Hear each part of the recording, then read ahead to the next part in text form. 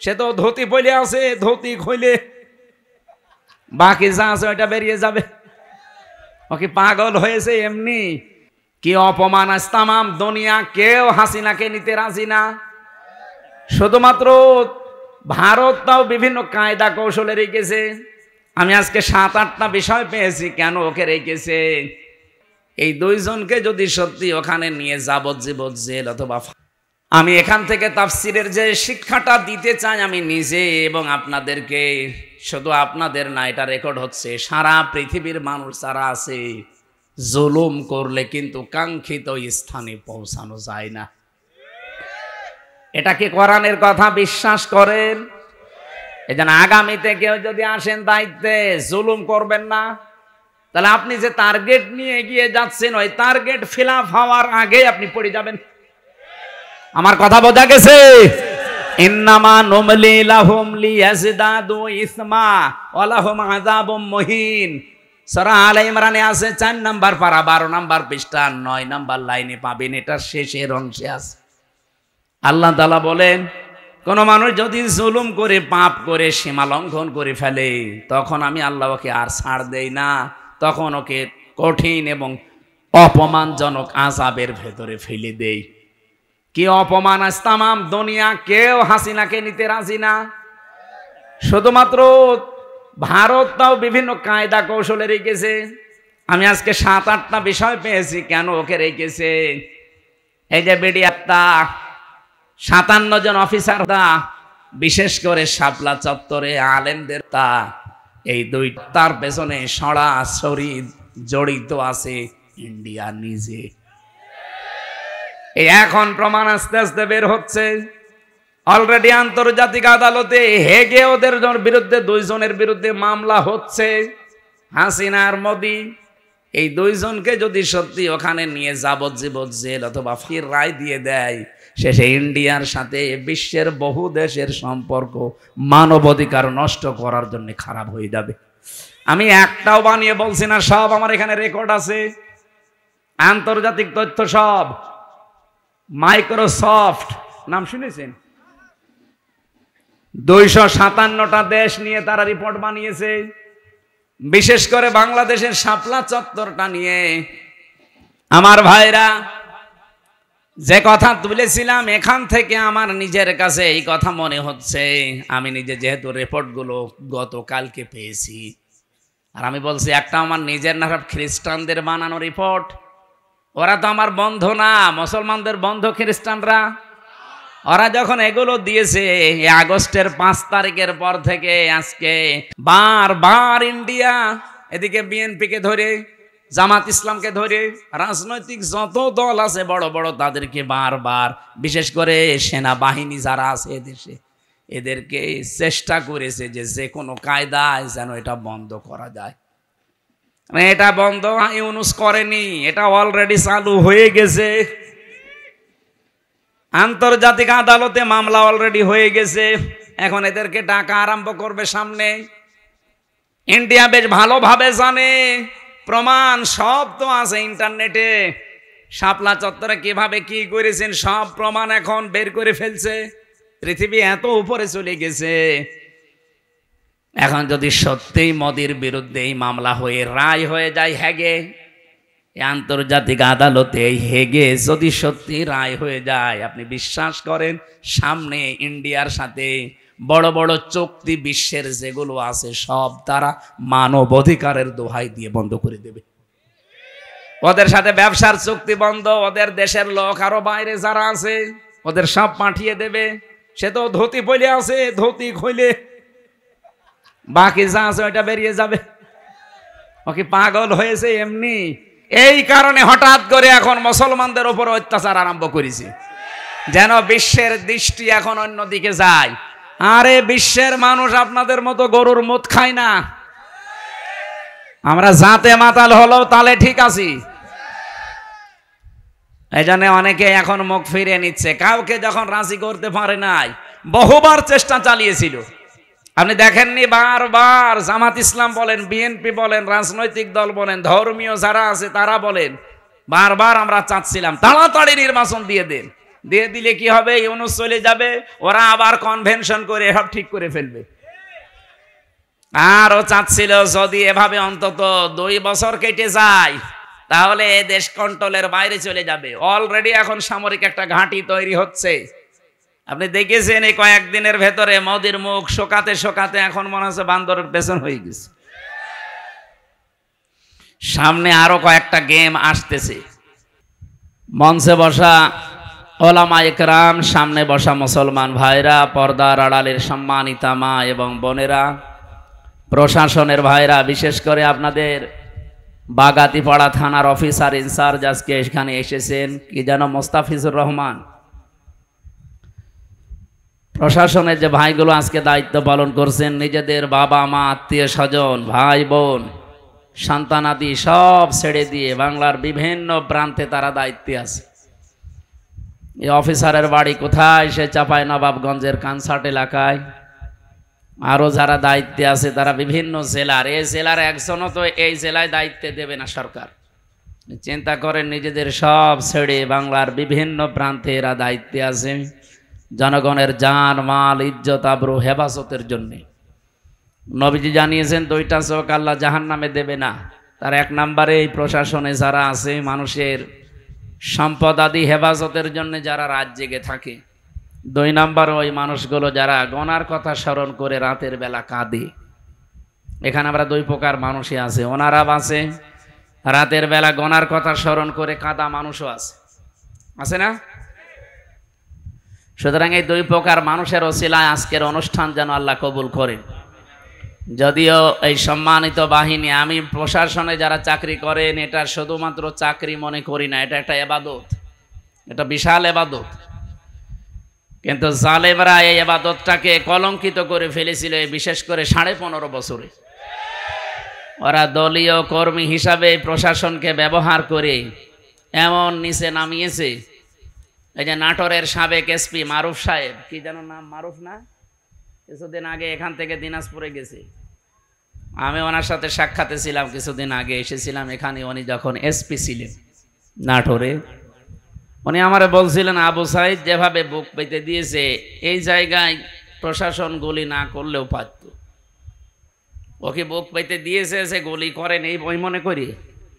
ও বিশ্বাস নিয়েছিল যে অন্তত প্রশাসন আমাকে গুলি করবে না। তো যারা গুলি করেছিল এরা তো আর প্রশাসন ছিল না, ছিল না, এরা সব দলীয় বাহিনী হিসাবে ব্যবহার হচ্ছিল। এই একটা জালেমা মহিলাকে টিকিয়ে রাখার জন্যে এদের পোশাকটা পর্যন্ত এখন জাতির কাছে কলঙ্কিত। কি হয়েছে, শয়তানগুলো তো সব পালিয়েছে, মাঝখান থেকে এই সাধারণ যারা সিপাহী আছে এরা বিপদে পড়ে গেছে। আমার বাড়ির নিচতলায় কুষ্টিয়াতে ভাড়া ছিল 2 জন এসআই। ওরা গুলি করেছে কি আমি জানি না, কিন্তু এই যে 9 মাস হয়ে গেল, এ ফেরেশতারা যে কনে আছে আমিও জানি না, আল্লাহ জানে কিনা। বলেন, আমি এই যে ঘরে তালা লাগানো, ভাড়া যে দেবো এই 9 মাস, তাদের মোবাইলও তো বন্ধ, খুঁজেও পাই না। অথচ তাদের বাড়ি হয়তো কোনো দূর জেলায়। এখন সে কি যাবে, সে দূর জেলায়, সে দিনাজপুরে বাড়ি, কোথায় কার পঞ্চগড়ে বাড়ি, এত দূর থেকে তার বাড়ি আমি চিনি, তার কাছে চাবি নিয়ে আসতে যেতেই তো আমার আরো 2000 টাকা খরচ হবে। এই একটা ঝামেলায় আছে। ম্যাডাম রে বললাম যে ও বাড়িওয়ালার স্ত্রীকে কল দেন, ওর বউ আল্লাহ রাস্তায় গেছে। কি একটা বিপদে ফেলে দিল তাদেরকে। আজকে যারা প্রশাসনের দায়িত্ব নিয়ে মাহফিল শৃঙ্খলার দায়িত্বে যারা আছেন, আল্লাহ রাব্বুল আলামিন তাদের ইজ্জত আবরু সেভাবে তারা হেফাজত করো জনগণের, তাদেরকে যেন আল্লাহ সর্বোচ্চ হেফাজতে রাখেন। দল মত জাতি বর্ণ ধর্ম নির্বিশেষে আজকের এই অনুষ্ঠান, এটা কি দলীয় অনুষ্ঠান নাকি? না, কোরআনের অনুষ্ঠান। হাযা বায়ানুল লিন্নাস হুদাল লিন্নাস। মানুষ পদবাচ্য যারা আমরা বিবেচিত, তাদের জন্য আল্লাহ কোরআন দিয়েছেন। আর আমরা এসেছি আল্লাহর বান্দা মানুষ হয়ে। এখানে মুসলমান থাকতে পারেন, অন্য ধর্মের লোকও থাকতে পারেন, কোনো অসুবিধা নেই। কোরআন যেহেতু সবার জন্যে, আর আমি তো এখন দলীয় পরিচয় নিয়ে আপনার এখানে বসি নাই, আমি এখন কোরআনের আলেম। কোরআন যেহেতু সবার, আলেমও আমি এখন সবার। যদিও জায়গাটা মনে হচ্ছে ভেজা, না বৃষ্টি হয়েছে, আর কিছুক্ষণ থাকলে ঠান্ডা উঠবে, আমরা জানি। কষ্ট করছেন, কোনো এবাদতে কষ্ট বেশি হলে সওয়াব বেশি হয়। এজন্য আজকে একটু কষ্ট করা যাবে না, ঘন্টাখানিক। দল মত জাতি বর্ণ ধর্ম নির্বিশেষে যেহেতু এসেছি, আমরা খুশি আজকে, বলেন আলহামদুলিল্লাহ।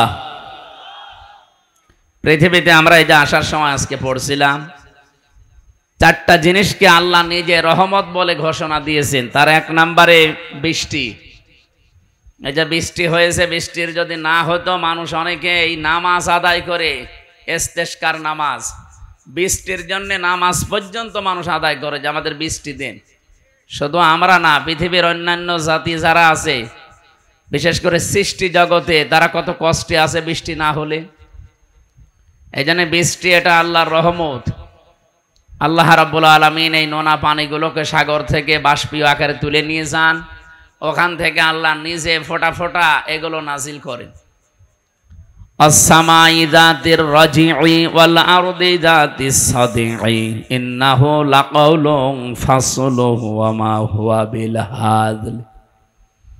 আল্লাহ পাক বলেন, ওই আকাশের কসম যে পানি ধারণ করে আছে, এত লক্ষ লক্ষ গ্যালন গ্যালন পানি আকাশ ধারণ করে আছে, যদি ছেড়ে দিত একবার, তামাম দুনিয়া সাগর হয়ে যেত।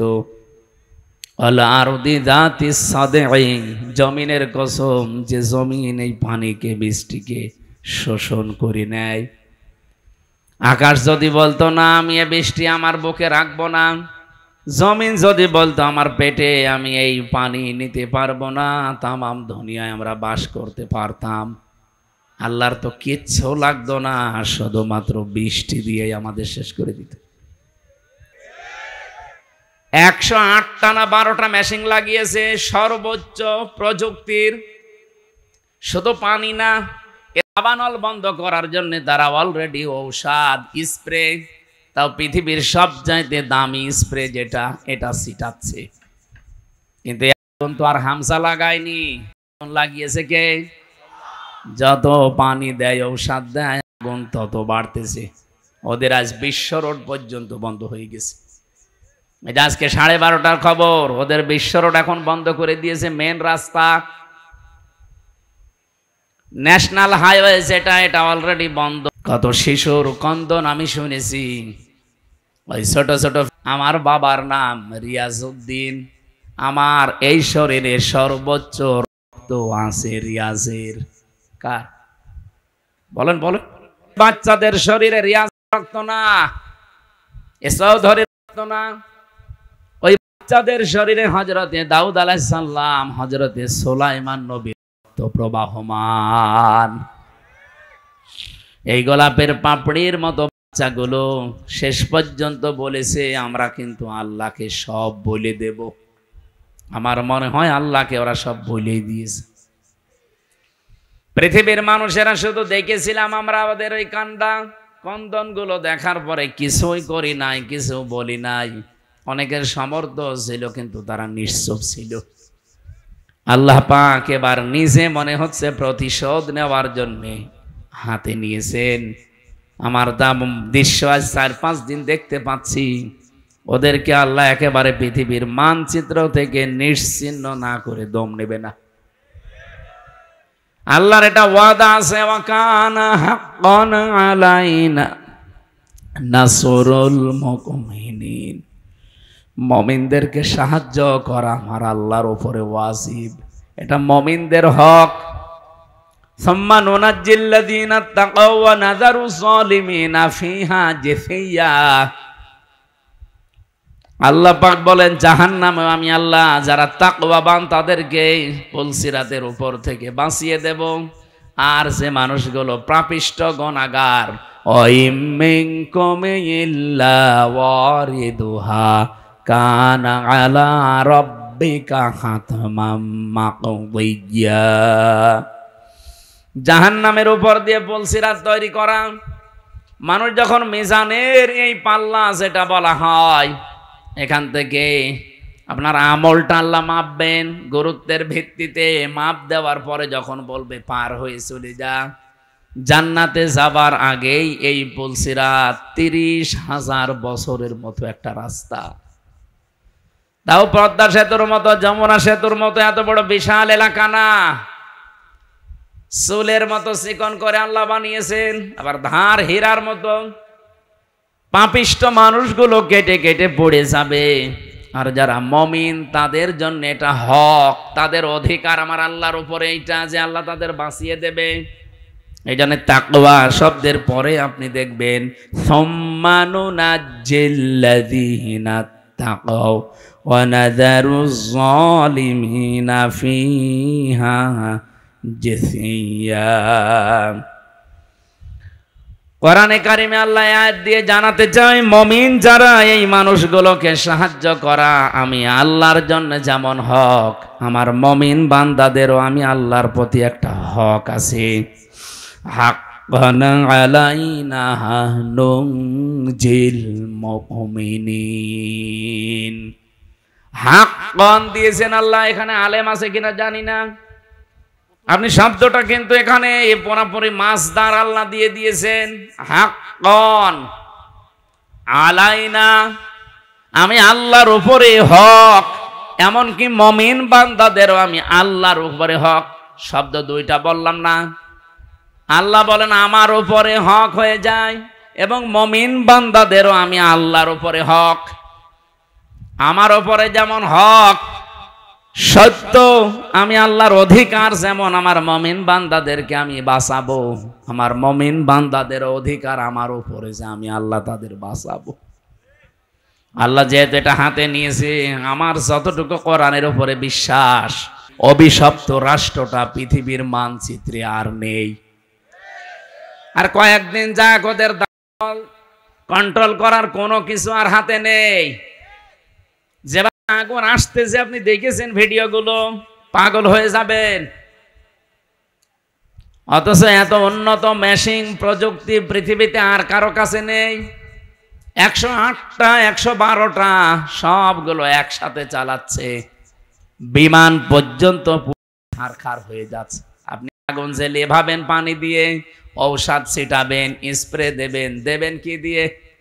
বিমান দিয়ে, হেলিকপ্টার দিয়ে, ওইটাই সারখার হয়ে যাচ্ছে।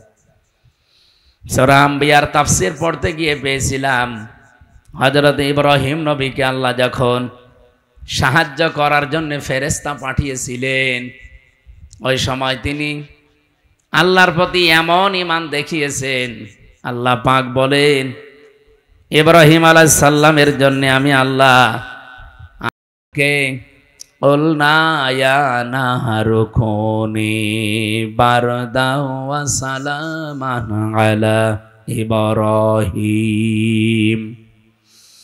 কুলনা আমি নিজে বলেছি, এখানে অন্য কাউকে আমি বলতে বলিনি। ইব্রাহিমের ঈমান দেখার পরে আমি আল্লাহ এত বেশি খুশি হয়েছি যে ফেরেশতা জিবরাইলের সাহায্য সে নিতে রাজি না, মিকাইলের সাহায্য নিতে রাজি না। আমি আল্লাহ এত বেশি পছন্দ করলাম তার এই কথাটাকে, শেষ পর্যন্ত বলেছি ঠিক আছে বল না, আমি নিজে এখানে কর্তা হয়ে গেছি, আমি নিজে কাজ করছি, নিজে আমি ফাইল। ইয়া নারু, হে আগুন, কোনি হয়ে যাও বারদান, ঠান্ডা। আল্লাহ বারদান দেওয়ার পরে সালামান শব্দ মাঝখানে যদি না দিয়ে একবারে দিতেন আলা ইব্রাহিম, আমার ইব্রাহিমের প্রতি ঠান্ডা হয়ে যা। আল্লাহর হুকুম পাওয়ার সঙ্গে সঙ্গে আগুন এত বেশি ঠান্ডা হয়ে যেত, তখন আবার লেপ তোষক লাগতো গরম করার জন্য।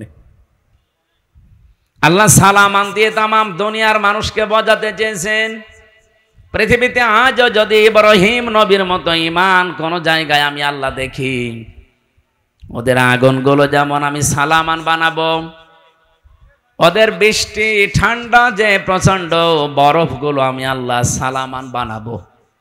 সালামান দিয়ে তাফসিরে ফি জিলালিল কোরআনে সাইয়্যিদ কুতুব লিখেছেন, এই শব্দটা যদি আল্লাহ না দিতেন ইব্রাহিম নবী কিন্তু আগুনের ভেতরে 40 দিন থাকতে পারতেন না।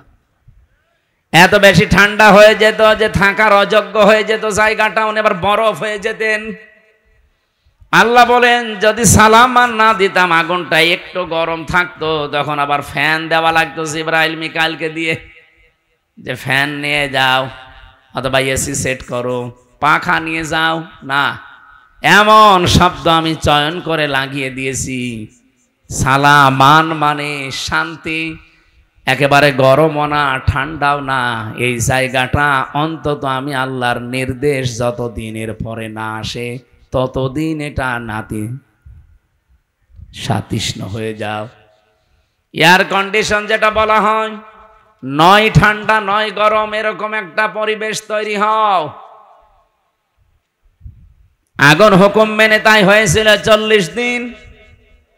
পরবর্তীতে হযরত ইব্রাহিমের নাতনি যারা, তারা জিজ্ঞাসা করতো, দাদা দুনিয়ার জীবনে আপনি সবচাইতে শান্তি পেয়েছেন কত? উনি বলেছিলেন এই পৃথিবীতে যতদিন আমি হায়াত পেয়েছি সবচাইতে বেশি শান্তি সুখে আরামে ছিলাম ওই 40 দিন যখন আগুনে ছিলাম। তার মানে আগুনের ভেতরেও শান্তি দিতে পারে কে? সব কিছুর উপরে যেন ওনার ক্ষমতা চলছে। আমার মনে হচ্ছে আল্লাহ রাখবে না, কারণ এখানে আর পৃথিবীর কোন মানুষের টার্গেট নেই, এরা সরাসরি টার্গেট হয়ে গেছে আমার আল্লাহর। এবার একটা পরিচিত আয়াত শোনাচ্ছে, ইন্নামাস সাবিলু আলাল্লাযীনা ইয়াযলিমুনান নাস ওয়া ইয়াবগুনা ফিল আরদি বিগাইরিল হক। এটা সূরা শুরার 42 নম্বর আয়াতে আছে, 25 নম্বর পারার 6 নম্বর পৃষ্ঠার 13 নম্বর লাইনে পাবেন। আল্লাহ পাক বলেন, আমি আল্লাহ নিজে মামলা দেব, কেস দেব, অভিযোগ দায়ের করব তাদের বিরুদ্ধে দুনিয়ায় যারা মানুষ হয়ে মানুষের উপরে জুলুম করে, অত্যাচার করে। নাটোরবাসী একটু খেয়াল করেন আল্লাহর বক্তব্যের দিকে। আল্লাহ কিন্তু ইয়াজলিমুনাল মুসলিমুনা দেননি, যে যারা মুসলমানদের উপর অত্যাচার করে তারা আমি আল্লাহর টার্গেট, তাদের বিরুদ্ধে মামলা না। ইয়াজলিমুনা নাস, ইয়াজলিমুনা এটা মুজারে, বর্তমান ভবিষ্যৎ, প্রেজেন্ট ফিউচার। নাস মানে মানুষ, নাসের আগে আল্লাহ আলিফ লাম দিয়েছেন। আল্লাহ পাক জানাতে চেয়েছেন এই পৃথিবীতে একটা মানুষের উপরও যদি কেউ জুলুম করে, অত্যাচার করে, তার অধিকার নষ্ট করে, আমি আল্লাহ নিজে তার বিরুদ্ধে মামলা দায়ের করব। পুলিশ এসেছে, আপনি যদি আজকে পুলিশের কাজে বাধা দেন, কালকে মামলা হবে, পুলিশ বাদী কেস হবে। কি কথা বলছেন এখানে? আপনি জিজ্ঞাসা করেন ওনাদের কাজে বাধা দেবেন, কালকে আপনি মামলার আসামি হয়ে যাবেন, পুলিশ বাদী মামলা হবে। আপনি এখন আল্লাহর কাছে সরাসরি বাধা দিচ্ছেন, তার মানে এই দুনিয়াতে যেই মানুষগুলো মানুষ হয়ে মানুষের উপরে জুলুম করে, তাদের অধিকার নষ্ট করে, তাদের বেঁচে থাকা কেড়ে নেয়, তারা কিন্তু আর সাধারণ নেই, তারা আল্লাহর মামলার আসামি। দুনিয়াতে পুলিশ বাদী কেস হলে পুলিশই বিচার করতে পারে না, বিচারক আলাদা আছে। কথা বলছে না কেন? নাকি ওনারা কেস দিলে ওনারা বিচার করবে? না, জীবনও না। আলাদা আছে, ম্যাজিস্ট্রেট আছে, জজ আছে, বিচারপতি আছে, সেখানে আস্তে আস্তে উঠবে। যদি নাটোরের ম্যাজিস্ট্রেট কোর্টে যায়, এখান থেকে যাবে জজ কোর্টে। এই নাটোর জেলা যদি না হয়, এখান থেকে চলে যাবে হয়তো বিভাগীয় শহরে রাজশাহী। সেখান থেকে যদি না হয়, এখান থেকে চলে যাবে একেবারে রাজধানী ঢাকা হাইকোর্টে। হাইকোর্ট থেকে যদি না হয়, চলে যাবে সুপ্রিম কোর্টে, ওখানে আবার বেঞ্চ আলাদা আছে। এই যে বাংলাদেশের সিস্টেমগুলো দেখলেন, যারাই মামলা দিক তারা নিজেরা বিচার করতে পারে না, আলাদা আলাদা বেঞ্চ আছে। আর আল্লাহ বলেন আমি নিজে মামলার দায়ের করব আর নিজেই বিচার করব। আপনি কথার ওজন টের পাচ্ছেন? আল্লাহ নিজে মামলা দায়ের করবে, নিজেই বাদী, আবার নিজেই বিচারপতি। সুতরাং এই 15.5 বছরে বাংলাদেশে যারা জুলুম করেছেন, আপনি নিজে তো জানেন যে আপনি জালেম কিনা। আপনি কিন্তু আর হামজার মামলার আসামি নেই, আপনি সরাসরি আল্লাহর মামলার আসামি। আমার নিজের মামলাটাই বলছে, মামলার আয়ু থেকে শুরু করে একেবারে যিনি নির্দেশ দিয়েছেন ওই পালিয়ে গেছে উনি। এই প্রত্যেকটা জায়গায় আমি দেখেছি এরা সব আমার উপরে অবিচার করেছে। কারণ মামলাটা যদি আমি সম্পৃক্ত থাকতাম, আল্লাহর কসম কোরআন আমার সামনে, জীবনেও কোনোদিনে কথা তুলতাম না। কোরআন আমি মাথায় নিয়ে বলতে পারবো এই মামলা সম্পর্কে আল্লাহর কসম আমি কিচ্ছু জানি না। আনসারুল্লাহ বাংলা টিমের প্রধান নাকি আমি, অথচ ছাতা যে কি আমি আজ পর্যন্ত জানি না। এমনকি মামলার আইও পুলিশ, উনি নিজেও বলতো আমারে যে হুজুর আমিও জানি আপনার কোনো দোষ নেই, করেন কেন? উপরের নির্দেশ। সব এইভাবে চলছিল। তারপরেও তো আমার মামলার আয়ও নিজে বিচারপতি আলাদা, ম্যাজিস্ট্রেট যিনি রিমান্ড দেবে তিনি আলাদা, জজ যিনি বিচার করবে তিনিও আলাদা, আর আল্লাহ নিজে বিচার করবেন, আবার নিজেই মামলার বাদী। আপনি পারবেন না বাঁচতে। এই জন্য আমার ভয় হয় আপনাদের নিয়ে, যারা জুলুম করে ফেলেছেন, যার উপরে জুলুম করলেন তার কাছে যে আপনি আগে ক্ষমা চেয়ে নিন। যদি না পান, জীবনও আল্লাহ আপনাকে মাফ করবে না, কারণ এটা আল্লাহর দায়িত্বে নেই। এটা হকুল্লাহ না, এটা হকুল ইবাদ। হকুল্লাহ হলে আল্লাহ মাফ করে দিত, আপনি নামাজ পড়েননি, রোজা রাখেননি, হ্যাঁ এটা আল্লাহর অধিকার। আপনাকে আল্লাহ ইচ্ছা করলে মাফ করে দেবে, ইচ্ছা করলে শাস্তি দেবে, এখানে কারো কোনো প্রশ্ন নেই। কিন্তু আপনি মানুষ হয়ে মানুষের অধিকার নষ্ট করলেন, তাদের বেঁচে থাকার অবলম্বন কেড়ে নিলেন, জীবনও আপনাকে আল্লাহ মাফ করবে না। এটা আল্লাহ তার উপরে দিয়েছে, যার অধিকার আপনি নষ্ট করেছেন। তাফসিরে তাবারির ভেতরে একটা কাহিনী আছে, এটা সত্য মিথ্যা যাচাই করা না, আমি শুধু শিক্ষার জন্য বলছি। দুনিয়াতে যেই মানুষগুলো মানুষ হয়ে মানুষের উপরে জুলুম করে, ওদের জীবনের কোনো আশা আমার আল্লাহ আর পূরণ করেন না। আপনি সরা এটা হুদের ভেতরে পাবেন তাফসিরে। হযরতে হুদ আলাইহিস সালামের জামানায় যেই নবীকে আল্লাহ পাঠিয়েছিলেন, যে জামানায়, ওই জামানায় যে কাফের ছিল, আপনারা নাম সবাই জানেন, সাদ্দাদ। নাম শোনেননি?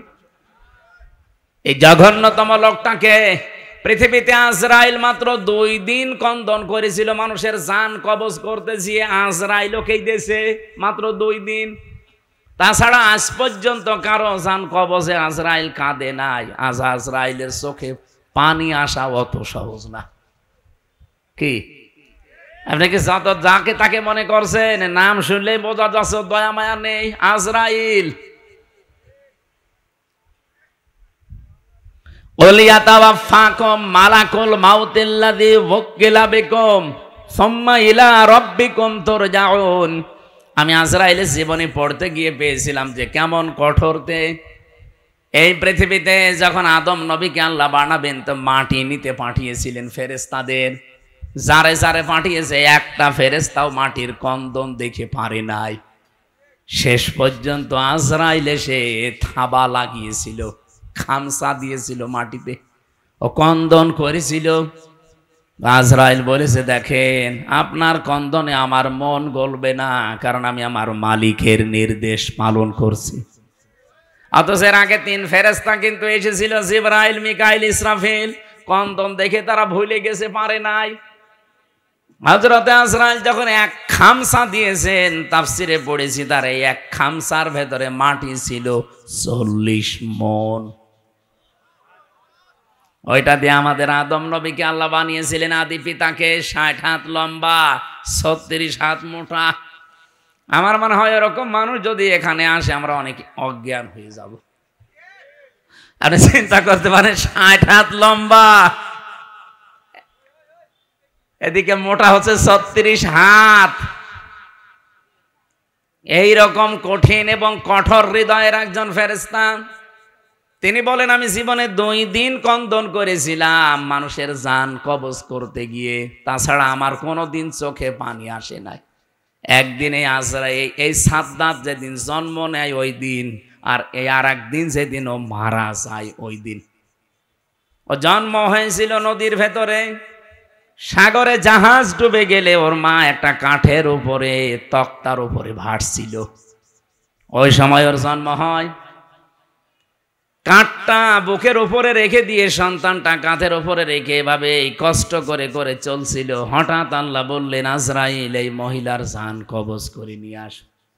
আজরাইল এসেছিল, দৃশ্য দেখে বলছে, আল্লাহ এ অথই সাগরে এই ছেলেটা তোমারে যা বলেছে কাজ করে আসো, কিছু দেখা লাগবে না।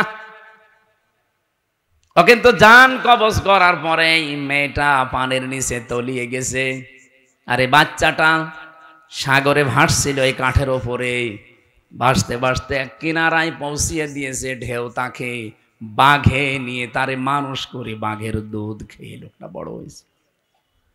বলেন তো কোথা থেকে কোথায় নিয়ে এসেছে আল্লাহ তাকে?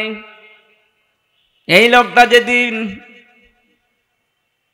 হুদ নবীর কাছে নিজের পরিচয় দিয়ে যে জান্নাত জাহান্নামের কথা তুমি শোনালে, তোমার ওই জান্নাত আমার লাগবে না, আমি নিজে জান্নাত বানাবো।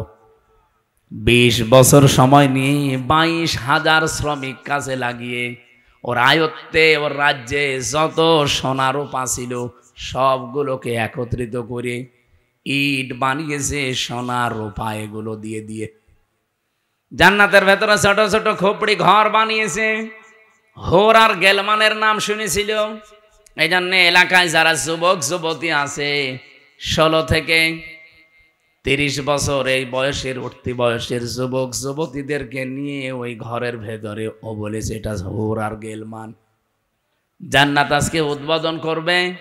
আমি ঘটনা বলার জন্য এখানে একটা শিক্ষা আছে, ভালো করে শুনবেন, কারণ আমাদের জন্য সামনে এটা হাসতে পারে।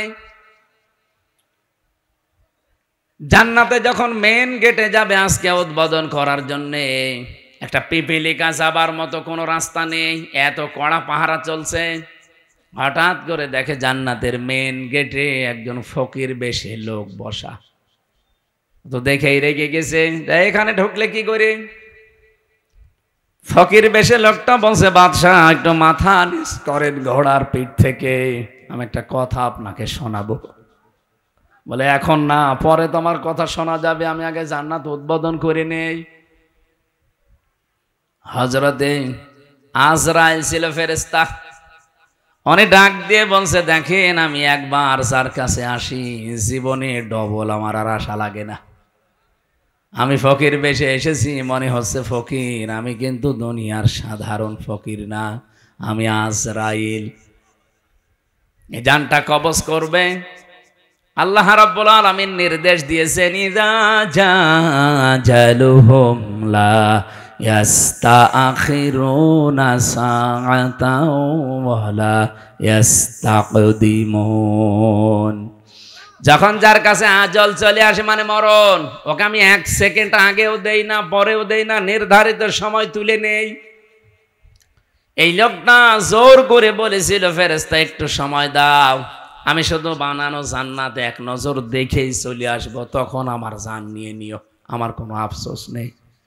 ফেরেশতা বলেছে, না, জান্নাতের চৌকাঠ পর্যন্ত স্পর্শ করার কোনো অনুমতি আমার কাছে নেই। ঘোড়ার পিঠ থেকে লোকটা তারপরও জোর করে নামতে গিয়েছে, ওখান থেকে জান কবজ করেছে ঘোড়ার পিঠ থেকে। তাফসিরে তাবারিতে দেখেছি জান্নাতের চৌকাঠি স্পর্শ করার আগে ও মাটিতে ধ্রাস করে পড়ে গেছে। এখানে আমার কয়েকটা শিক্ষা পেলাম, আপনারা হয়তো টের পাচ্ছেন না, তাই আমি কিন্তু টের পেয়েছি। এখানে শিক্ষাগুলো কি? তাফসিরে তাবারি ও নাটোরবাসী আজরাইল বলেন, এই দিন ও যখন আমার কাছে অনুমতি চাইছিল যে 20 বছর একাধারে 22,000 শ্রমিক কাজ করে আমি বিশাল আকাঙ্ক্ষা নিয়ে আসি যে একটু প্রবেশ করে চলে আসবো, আল্লাহর নির্দেশ ছিল না। আমি এই দিন ওর জান কবজ করতে গিয়ে কেঁদে ফেলেছিলাম। তাহলে আজরাইল কেঁদেছে একটা লোকের জন্য জীবনে 2 বার, একবার ওর মায়ের জান কবজ করার সময়, একবার ওর জান। মুফাসসির বলেন, কেন আল্লাহ তাকে চৌকাঠ পর্যন্ত স্পর্শ করতে দেয় না জানো? আর যখন হুদ নবীর কাছ থেকে জান্নাতের বর্ণনাগুলো শুনে শুনে জান্নাত বানাচ্ছিল, নবীকে বলছে কিভাবে আল্লাহ জান্নাত বানিয়েছে, তোমার তো ওই সহিফার ভেতরে আছে, ওই সহিফা থেকে বলো দেখি। আমাদের নবীকে আল্লাহ বড় কিতাব দিয়েছিলেন, অন্যান্য নবীদেরকে আল্লাহ ছোট ছোট কিতাব দিয়েছিলেন, ওইটার নাম কি? সহিফা। ওখানে জান্নাত জাহান্নামের বর্ণনা ছিল, কিছু উপদেশ ছিল। ওখান থেকে বর্ণনা শুনে শুনে যে জান্নাত এইভাবে এইভাবে আল্লাহ বানাবে, ও ঠিক ওই কায়দায় বানিয়েছে। যেহেতু স্বর্ণ রাখবে, রূপা লাগবে, স্বর্ণ এত পাওয়া যাবে কোথায়, যেখানে যা পাওয়া যায় নিয়ে আয়। ওই দেশে একটা বিধবা মেয়ে লোক, মা বাবা নেই, কিছুদিন আগে বিয়ে হয়ে স্বামীটা গেছে মারা। ওর পাইক পিয়াদা যারা আছে ওরা যে মেয়েটাকে বলছে ওইটা দিয়ে দাও, বাদশার স্বপ্ন পূরণে জান্নাতে কাজে লাগবে। মেয়েটা ওই দিন মাথায় গড়াগড়ি দিয়ে, মাটিতে গড়াগড়ি দিয়ে বলেছিল এটা নেবেন না, এটা আমার জীবনের শেষ সম্বল, আমার মা বাবা নেই, আমার স্বামীটাও নেই। জোর করে বাদশার এই স্বপ্ন পূরণের জন্য নিয়েছে। ওদিন মেয়েটা মাটিতে গড়াগড়ি দিয়ে এমন কন্দন করে বরদোয়া দিয়েছিল যে রব্বুল আলামিন আমার জীবনের শেষ সম্বলটুকু যে কেড়ে নিল, তাকে তুমি তার বানানো জান্নাত উদ্বোধন করা বসবাস করতে দিও না। আমি হাদিসে পড়েছি তাকি দাওয়াতাল মাজলুম ফাইন্নাহা লাইসা বাইনাহু ওয়া বাইনাল্লাহি হিজাব, মুসলিম শরীফের হাদিস। নবীজি বারবার উম্মতদেরকে নিষেধ করে গেছেন, উম্মতেরা আর যাই করো, মাজলুমের বরদোয়া থেকে নিজেকে বাঁচিয়ে রাখবা সব সময়, কারণ মাজলুমের বরদোয়ার আল্লাহর ভেতরে কোনো হেজাব থাকে না। এই মেয়েটা যখন মাটিতে গড়াগড়ি দিয়ে কেঁদে কেঁদে বরদোয়া দিচ্ছিল, আমার আল্লাহ ওই দোয়াটা সঙ্গে সঙ্গে কবুল করে নিয়েছে, কারণ কোনো পর্দা নেই। এই লোকটা যেদিন উদ্বোধন করবে, দেখা তো দূরের কথা, চৌকাঠ পর্যন্ত স্পর্শ করতে পারে নাই ওই মেয়েটার বরদোয়ার কারণে। কি বুঝলেন আপনি এখান থেকে? কত জায়গায় কত অত্যাচার জুলুম করেছিল, কিন্তু এই একটা বিধবা স্বামী হারা মা বাপ হারা এতিম মেয়ের শেষ সম্বলটুকু কেড়ে নেওয়ার কারণে আল্লাহর আরশ পর্যন্ত ধাক্কা খেয়েছে।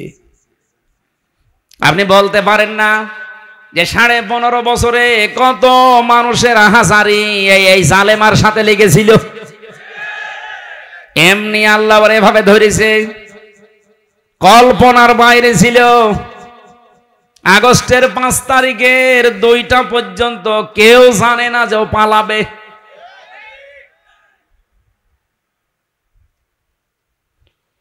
আমার মনে হয় এই বিধবা মেয়ে লোকটার মতো, এই এতিম মেয়েটার মতো হাজার হাজার মায়ের, স্বামীর, বোনের, এতিম সন্তানের আর্তনাদ, বরদোয়া, চোখের পানি এই জালেমা মহিলার ক্ষমতার সাথে লেগেছিল। বিশেষ করে যারা আয়না ঘরে ছিল, আপনি ভাবতে পারেন, যারা আয়না ঘরে 8 বছর 10 বছর পড়ে আছে। আমি তো মাত্র 10 দিন ছিলাম মাটির নিচে, তাই আমি অজ্ঞান হয়ে গেছি। আর যারা 8 বছর 10 বছর 14 বছর পড়ে আছে, দুনিয়া কি সে জানে না, এমনকি নিজের নাম কি তাও ভুলে গেছে। আমার নাম যে ব্যারিস্টার আরমান, সে নিজেও জানে না। আরে ভাই, 10 বছর 12 বছর একটা লোককে যদি কেউ না ডাকে, ওর নাম মনে থাকবে কি করে? ওরা তো কেউ ডাকে না। ও লোকটা জানে না যে এখন দিন না রাত, এটা যে কোন বছর চলছে তা ওর জানা নেই, এটা যে কোন মাস চলছে, কি বার আজকে, কয়টা বাজে, কিচ্ছু জানে না। ও আন্দাজে নামাজ পড়তাম। আমি তো 4 ওয়াক্ত নামাজ একসাথে পড়েছি, কারণ আমি জানি না যে এখন কখন কি। আমার মাজায় দড়ি লাগিয়ে চোখে ওই কালো কাপড় বেঁধে, পেছনে হ্যান্ডকাপ দিয়ে, পায়ের সাথে ডান্ডা বেড়িতে মানে 11 ঘন্টা টাঙিয়েছিল। মানে পাটা আমার উপরে ছিল, মাটিতে ছিল না। মাঝে মাঝে ফেলতে গেলেই ওই সিসি ক্যামেরায় দেখে দেখে গরম দিত। আপনি 1, 2, 5 ঘন্টা না, 11 ঘন্টা। এদিকে দুপুর বেলা নিয়ে গেছে 1:30টার দিকে, আর রাত 11:30টার সময় নিয়ে আসতেছে। আপনি হিসাব করেন তো কত ঘন্টা হয়। এর ভেতরে মাত্র 2 বার আমাকে নামিয়েছে। আমি শুধু প্রসাব করার জন্য বলেছিলাম যে আমি টয়লেটে যাব, ওই 1.5-2 মিনিট সময় যা পেয়েছি অতটুকুই। এর ভেতরে আমার আর কোনো খাওয়া দাওয়া নেই। এর ভেতরে আমার সাথে হয় 5 ঘন্টা 7 ঘন্টা পরে হঠাৎ করে একটা গরম দিয়ে ওঠে, কারণ মাটির নিচে খালি পানির আওয়াজ পাওয়া যায়। আমার মনে হয় ওই পাশ দিয়ে কোনো ড্রেন ছিল, অথবা টয়লেটের কোনো জায়গা, কেউ পায়খানা করলে ওই পড়ে, ওই তখন আওয়াজ হয়।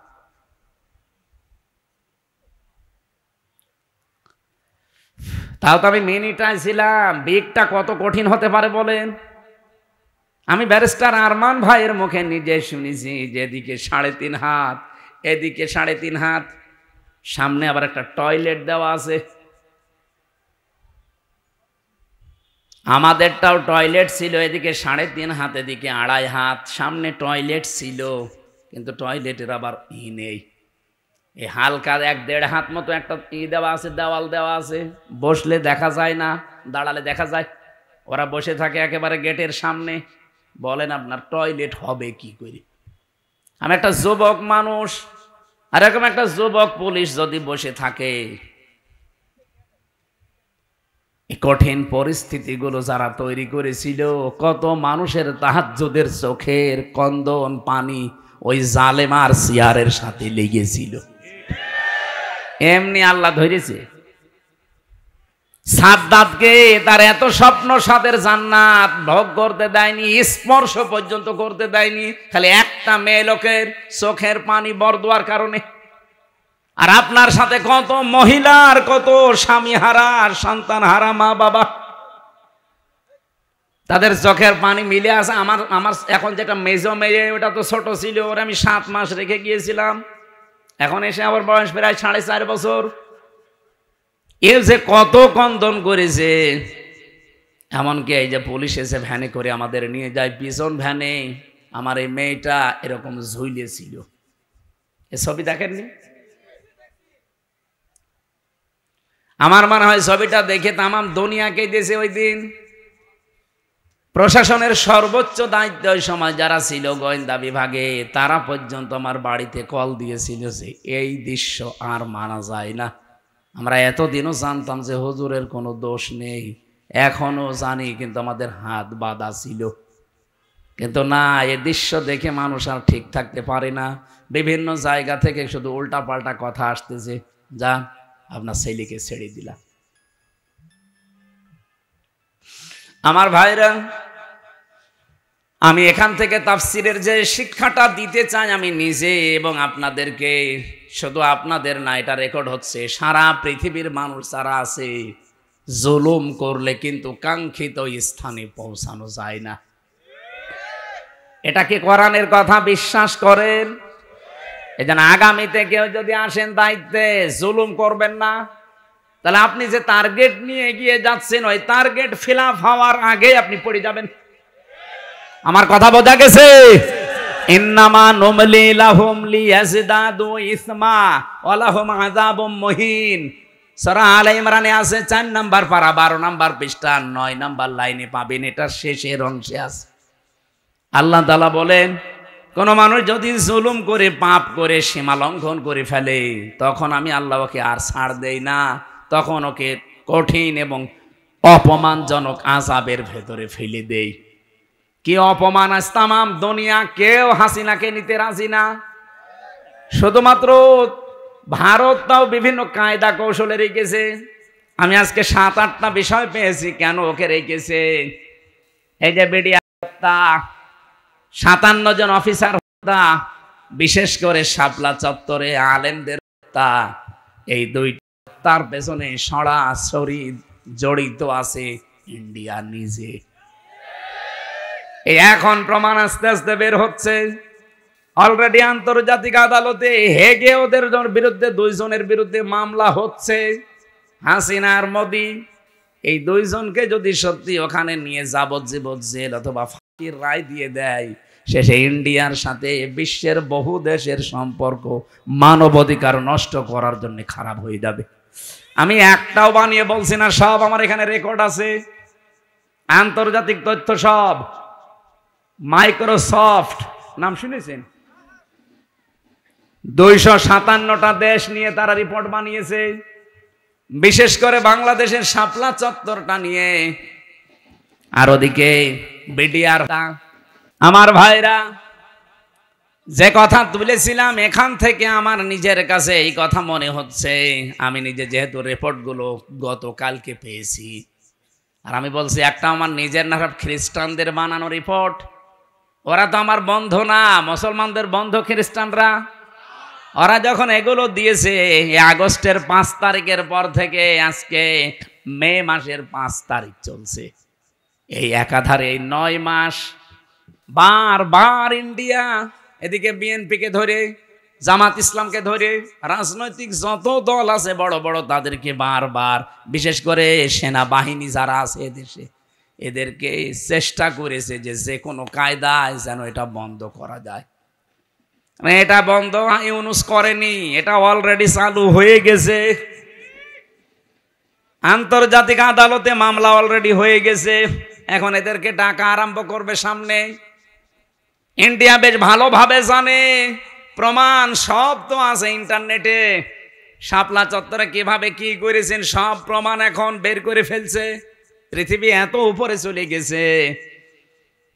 এখন যদি সত্যিই মোদির বিরুদ্ধে এই মামলা হয়ে রায় হয়ে যায় হেগে, আন্তর্জাতিক আদালতে এই হেগে যদি সত্যি রায় হয়ে যায়, আপনি বিশ্বাস করেন সামনে ইন্ডিয়ার সাথে বড় বড় চুক্তি বিশ্বের যেগুলো আছে সব তারা মানব অধিকারের দোহাই দিয়ে বন্ধ করে দেবে। ওদের সাথে ব্যবসার চুক্তি বন্ধ, ওদের দেশের লোক আরো বাইরে যারা আছে ওদের সব পাঠিয়ে দেবে। সে তো ধুতি পরে আছে, ধুতি খুলে বাকি যা আছে ওইটা বেরিয়ে যাবে। ও কি পাগল হয়েছে এমনি? এই কারণে হঠাৎ করে এখন মুসলমানদের উপর অত্যাচার আরম্ভ করেছি, যেন বিশ্বের দৃষ্টি এখন অন্যদিকে যায়। আরে বিশ্বের মানুষ আপনাদের মতো গরুর মুত খায় না, আমরা জাতে মাতাল হলেও তালে ঠিক আছি। এই জন্য অনেকে এখন মুখ ফিরিয়ে নিচ্ছে, কাউকে যখন রাজি করতে পারে নাই, বহুবার চেষ্টা চালিয়েছিল। আপনি দেখেননি বারবার জামাত ইসলাম বলেন, বিএনপি বলেন, রাজনৈতিক দল বলেন, ধর্মীয় যারা আছে তারা বলেন, বারবার আমরা চাচ্ছিলাম তাড়াতাড়ি নির্বাচন দিয়ে দেন, দিয়ে দিলে কি হবে, ইউনুস চলে যাবে, ওরা আবার কনভেনশন করে সব ঠিক করে ফেলবে। আর ও চাচ্ছিল যদি এভাবে অন্তত 2 বছর কেটে যায় তাহলে দেশ কন্ট্রোলের বাইরে চলে যাবে। অলরেডি এখন সামরিক একটা ঘাঁটি তৈরি হচ্ছে। আপনি দেখেছেন এই কয়েকদিনের ভেতরে মোদির মুখ শোকাতে শোকাতে এখন মনে হচ্ছে বান্দরের পেছন হয়ে গেছে। সামনে আরো কয়েকটা গেম আসতেছে। ইউনুস ভালো কি খারাপ এটা আমি জানি না, কে ওনাকে চালাচ্ছে এটা আমার দেখার দরকার নেই, কিন্তু আমরা ইন্ডিয়ার এই বলয় থেকে বের হতে চাই। কারণ এই শয়তানরা 54 বছরে উপকার করেছে, যা যদি 10 টাকার উপকার করে 90 টাকার ক্ষতি করেছে। আর সবচাইতে বড় ক্ষতি হচ্ছে আল্লাহর ঘরগুলো তার ভাঙছে। এর চাইতে আর কি ক্ষতি হতে পারে মুসলমানের? আমার ঘর ভেঙে দিলে আমার এত কষ্ট লাগতো না। এই কথা বলছে না কেন? 1500 বছর আগে একবার আল্লাহর একটা ঘর ভাঙতে এসেছিল। কে? আব্রাহা। কে? কি করেছে আল্লাহ দেখেছেন? কাসফিম মাকুল বানিয়ে দিয়েছে। আর এই শয়তানরা আল্লাহর একটা ঘর সে তো ভাঙতে পারে না, শুধু ভাঙার জন্য এসেছিল। আরে অলরেডি ভেঙ্গে ভেঙ্গে সব মাটির সাথে গড়িয়ে ওই জায়গায় এখন মন্দির উদ্বোধন করছে। আর মিথ্যা ধোয়া তুলছে, দিনের পর দিন যায় আর ধোয়া তোলে যে এখানে 500 বছর আগে নাকি মন্দির ছিল। নাটোরবাসী যেহেতু রাজনৈতিক মহল অনেক বড়, ওই মানুষগুলো চিন্তা ভাবনা করবে আমি তো আর রাজনৈতিক ময়দানের বড় নেতা না, আমি একজন কর্মী মাত্র। আমি একটু টাচ দিলাম যতটুকু পেয়েছি আপনাদের। জুলুম যারাই করবে, এই যে মোদি আজ যে জুলুম করছে, ও যে টার্গেট নিয়ে যাচ্ছে, কোরআন 100% সত্য বিশ্বাস করি, ও জীবনেও সাদ্দাদের মতো টার্গেটে পৌঁছাতে পারবে না। টার্গেটে পৌঁছানোর আগেই দেখবেন পড়ে যাবে। চা বিক্রি করতো, পরবর্তীতে দেখবেন তামাক বিক্রি করবে, নিচে নামিয়ে দেবেন আল্লাহ। চা বিক্রি করতো, ওরা তামাক বিক্রি করাবে।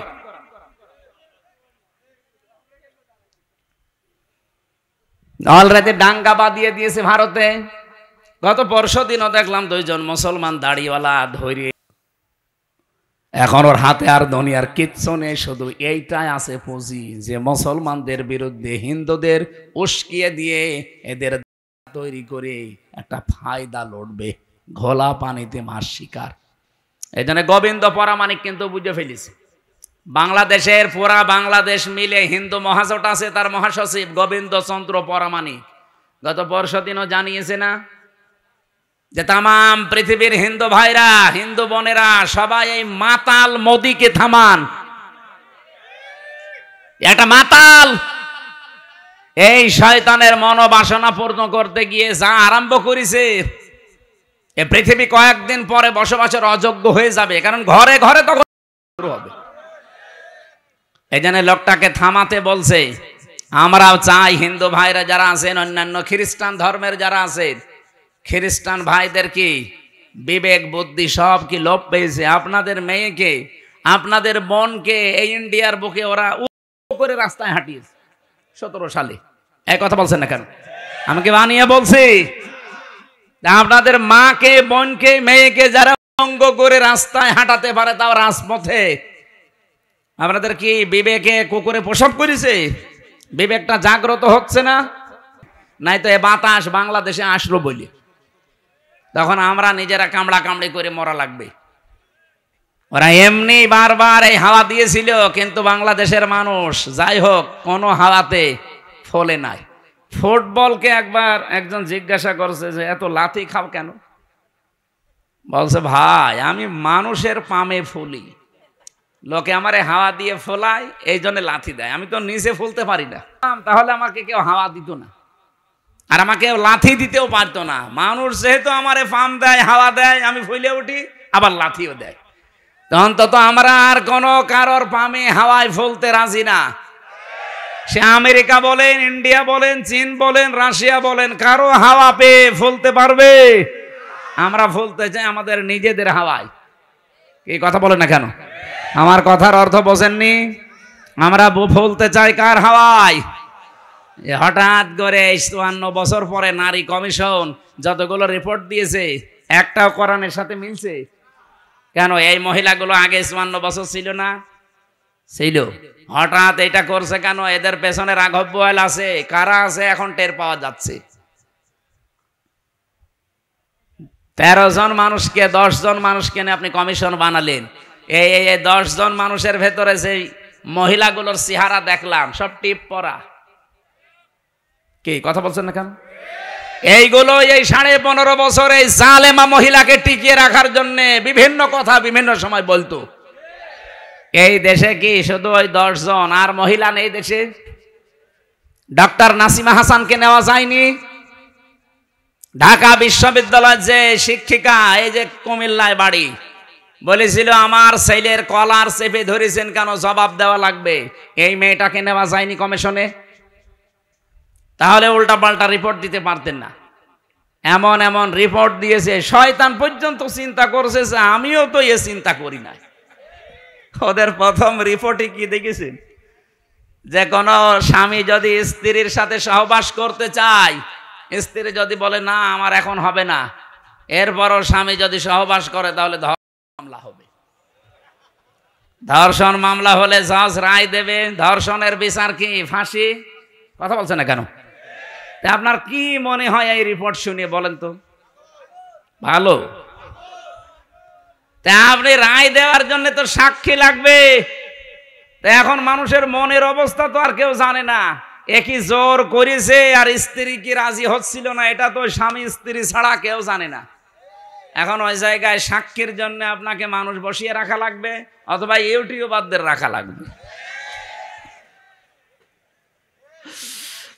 আমার মাঝে মাঝে এই যে 318 পৃষ্ঠা পুরাটা পড়লাম, পরে আমার মনে হচ্ছে এগুলো মেয়াদ উত্তীর্ণ গাঁজা খেয়েছে। মানে মেয়াদ আলা গাঁজা খেলেও মানুষ এত নিচে নামে না, এ মেয়াদ পার হয়ে গেছে, ওই গাঁজা খেয়ে পুরা মাতাল। এই জন্য এদেরকে এই নাটোরের পাশের জেলা পাবনায় পাঠানো দরকার। এরকম মানুষ বাইরে থাকলে সব সমাজ নষ্ট করে ফেলবে। কথা বলে না কেন? এটা তো 1 নাম্বার গেল, আর বাকিগুলো তো আরো খারাপ। 2 নাম্বারে দিয়েছে যে দেহ আমার, সিদ্ধান্ত আমার। দেহ আমার সিদ্ধান্ত, মানে দেহ কার? এ দেহ আপনি, আমার এই যে 33 বছর বয়স, 34 বছর আগে হামজা নামে কেউ আমি ছিলাম না। আমার মা বাবার দায়িত্ব ছিল বিছানায় থাকা, বাকি যা করার কে করেছে? দেহ আমার হয় কি করি? আলালাহুল খালকু ওয়াল আমরু, আল্লাহ বলেন আমি বানিয়েছি, সিদ্ধান্ত বলেন বলেন। এই আয়াতের পুরা বিরুদ্ধে লিখেছে তারা, যে দেহ আমার, সিদ্ধান্ত আমার। 3 নম্বরে তারা লিখেছে যে যারা যৌন কর্মী আছে এদেরকে শ্রমিকের মর্যাদা দেওয়া লাগবে। আরে ভাই, যৌন কর্মী যারা, এরা যদি শ্রমিকের মর্যাদা পায়, তাহলে যারা ডাকাতি করে তারাও তো পুলিশকে বলবে ভাই আমরাও শ্রমিক, আপনারা আমাদের ধরবেন না, কারণ এই ডাকাতি করা খুব রিস্কের কাজ। আর যে শ্রম দেওয়া লাগে গাছ কেটে রাস্তায় ফেলে, কি কথা বলছেন এখন? আমি সাতক্ষীরা থেকে আসার সময়, ওই যে আশাশুনি মাছের ঘেড এলাকা, ওই 17 সালের দিকে আসার সময় ডাকাত পড়েছিল রাস্তায়, বিশাল এক গাছ কেটে রাস্তায় ফেলেছে। কেবল মনে হয় একটু আগে কেটে ফেলে রেখেছে, কারণ গাছ কাটতে 2-3 জন সরিয়ে নিয়ে এসে একেবারে জায়গা মতো রাখতে দেখলাম। ওই যে সূর্য ইসের আলো জ্বলছিল লাইটের, ওর ঘাম ঝরছে। এখন আমি কাজ খুলে দিলাম, আমার দিকে তাকিয়ে বলছে হুজুর আপনার টাকাও নেব, আল্লাহ মাফ করবে। আরে শয়তান, যা আছে নিয়ে আমার গাড়িটা আগে ছেড়ে দি। আল্লাহরে বিশ্বাস আছে। কি বলছে? ও বলছে আমাদের এলাকায় আপনি মাহফিলে এসেছিলেন, আপনাকে আমরা চিনি, আপনার টাকাও নেব, আল্লাহ মাফ করবে, আপনি চলে যান। মানে গাছ এত কষ্ট করে ফেলে রেখেছো, ঘাম ঝরছে কপাল দিয়ে। ওরা তো তার পরের দিন প্রশাসনকে বলতে পারতো না যে ডাকাতি করা কি কষ্ট, আপনারা তো টের পান না? গাছ কেটে 4-5 জন নিয়ে রাস্তায় ফেলে রাখা লাগে। এই দেখেন ঘাম ঝরছে, আমরা শ্রমিক। ওরা বলতে পারে না যে আমরা শ্রমিক, তাও তো ওদের শ্রমটা অন্তত হচ্ছে, এটা জুলুম হচ্ছে তারপর।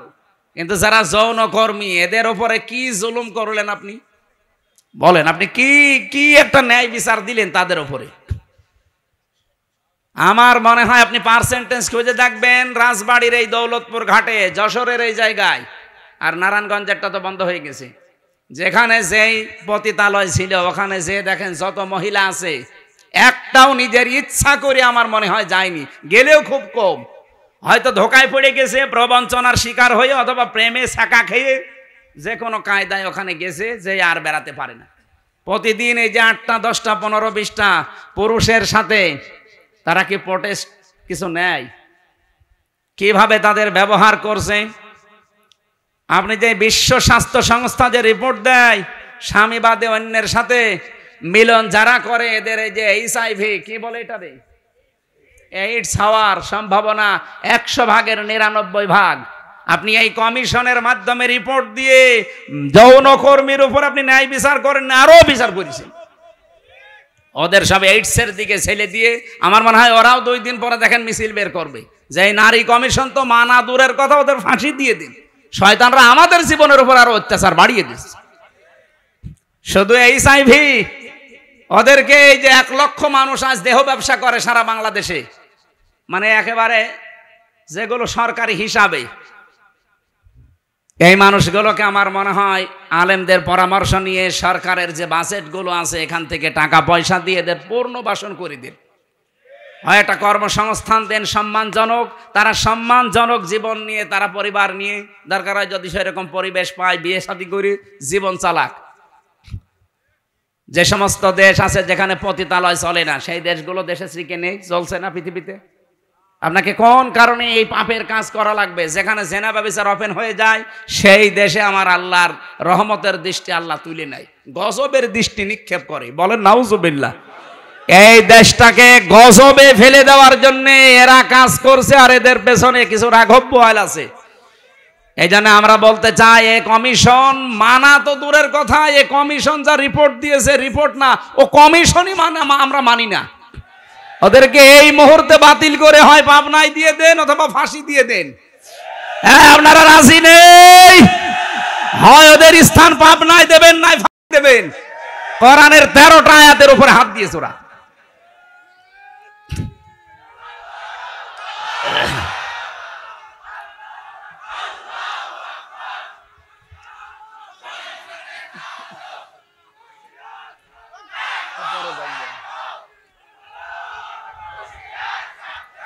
আমার ভাইরা,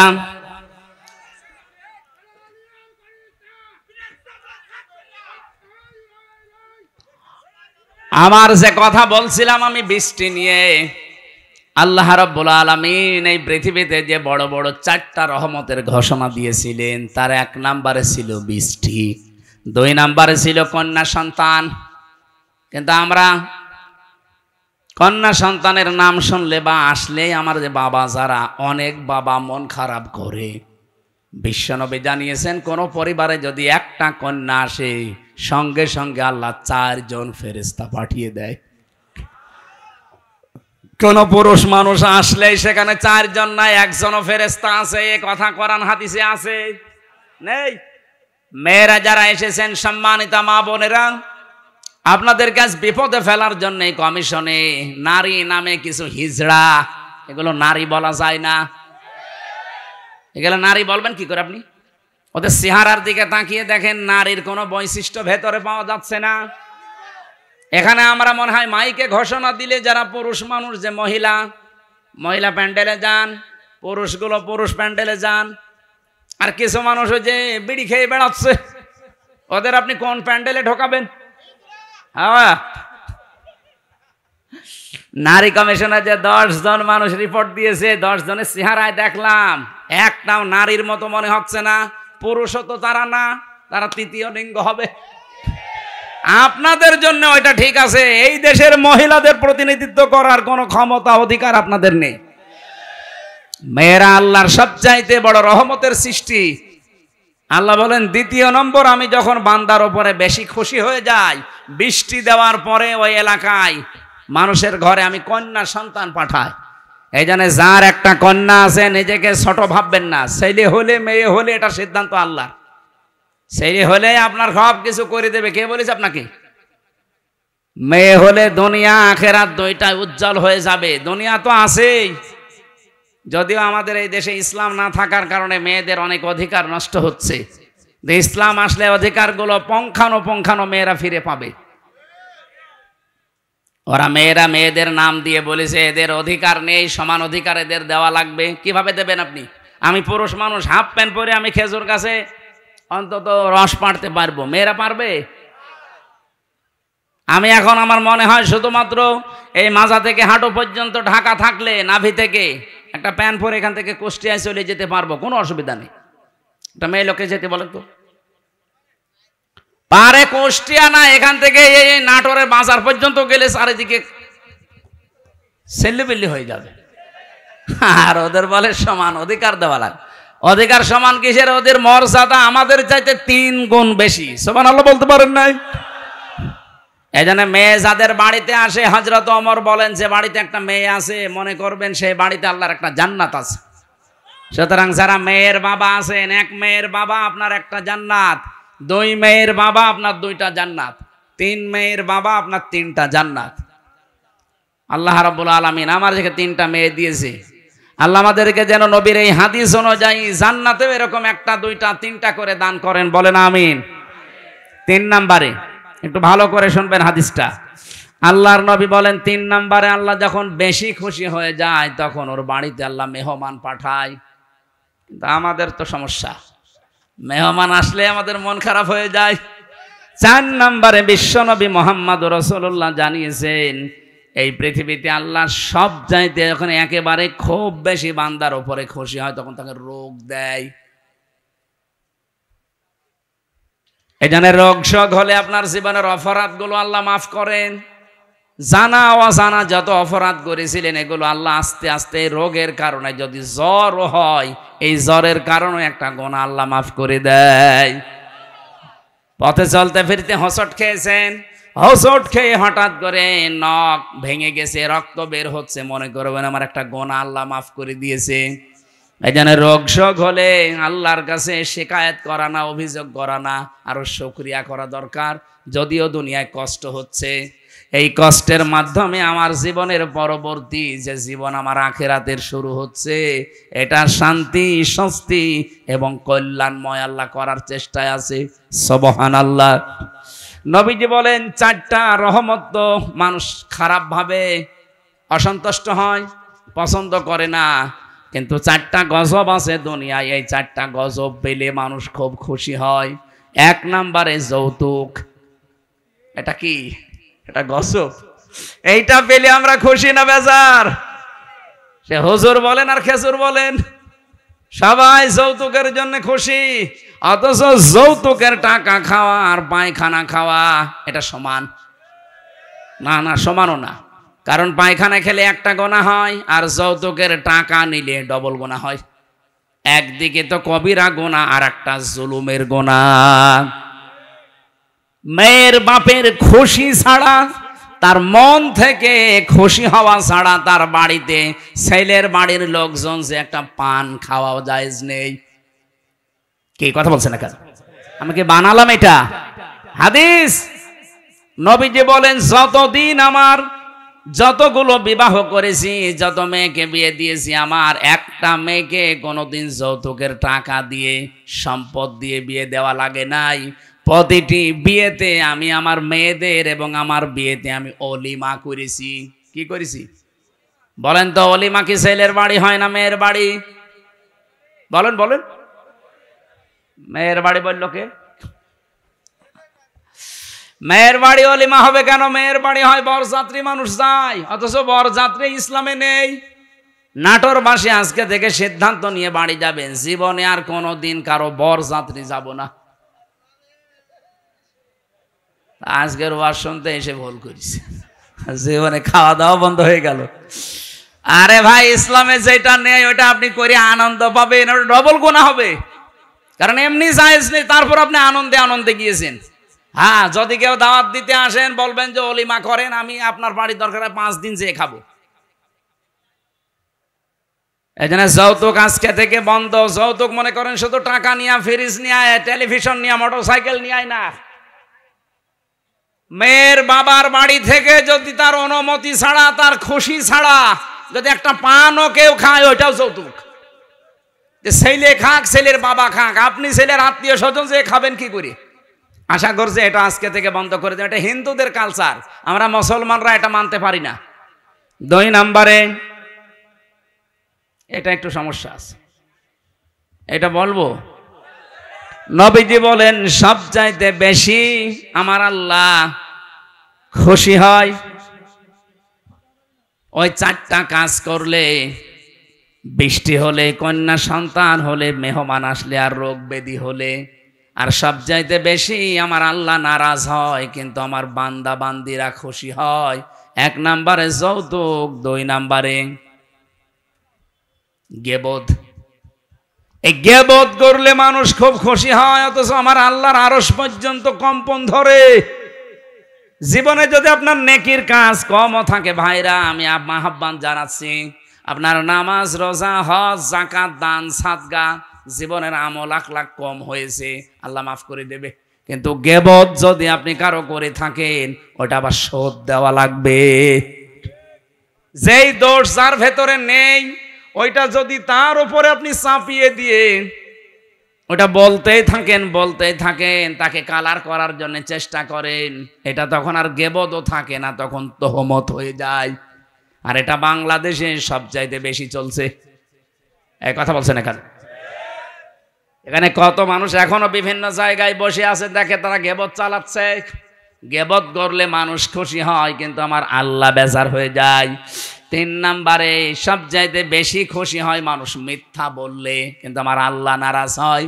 4 নম্বরে আল্লাহ পাক সবচাইতে বেশি নারাজ হয় সুদ খেলে, কিন্তু মানুষ খুশি সুদ পেয়ে। এখানে আমার বিশ্বাস অনেক মানুষ এখানে বসে আছে যারা টাকা ছেড়ে রাখে। 1000 টাকা দিলে বছর মাসে মাসে 100 টাকা বেশি দেয়।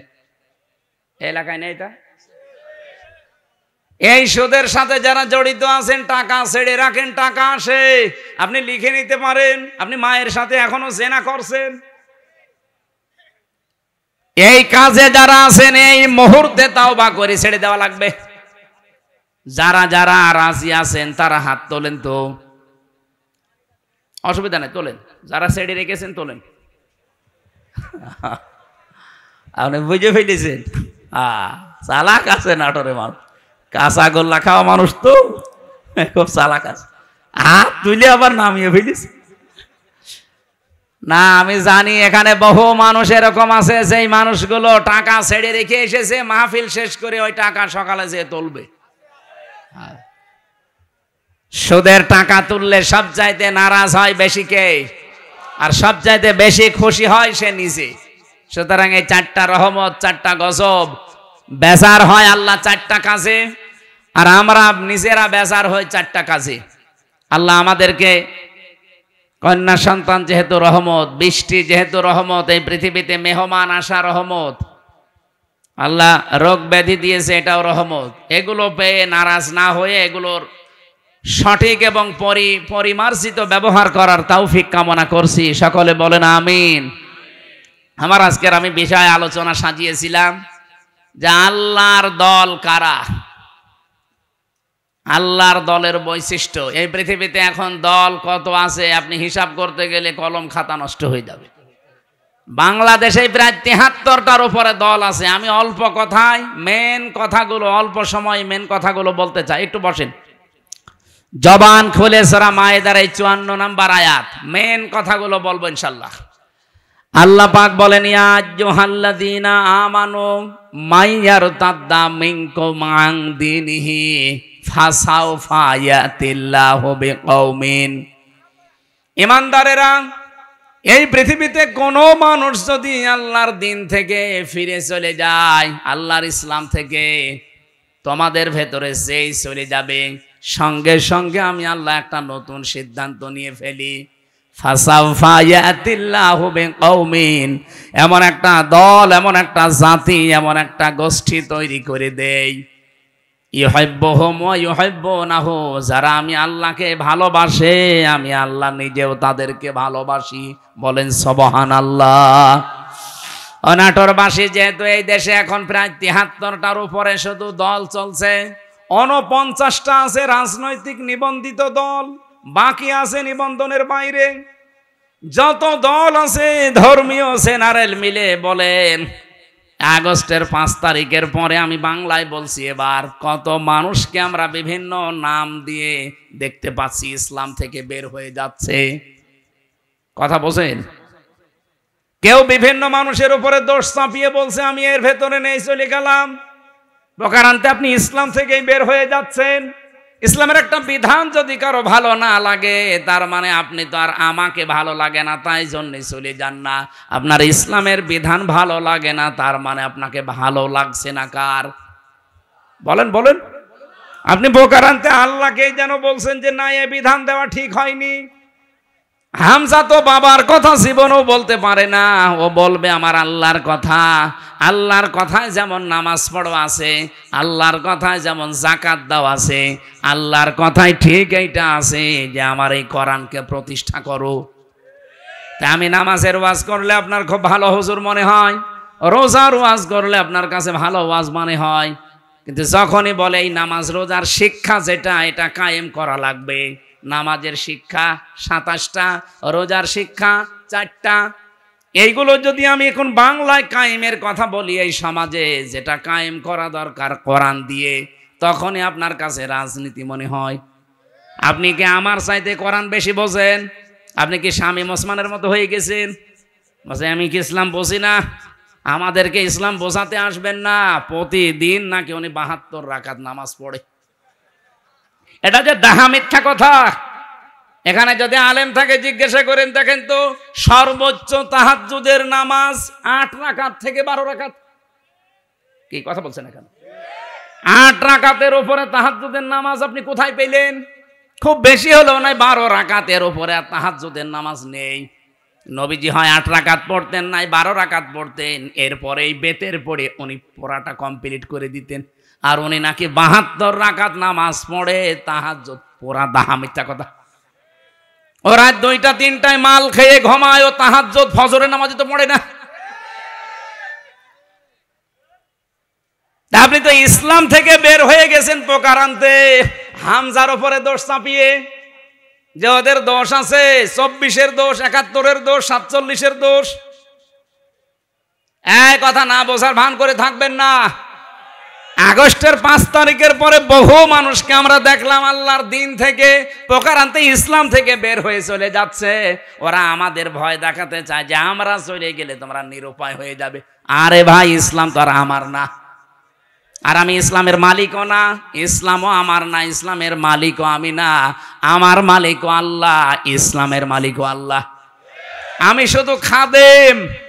কথা বলুন, আমি খেদমত করছি, আমার একটা পাওনা বাকি আছে।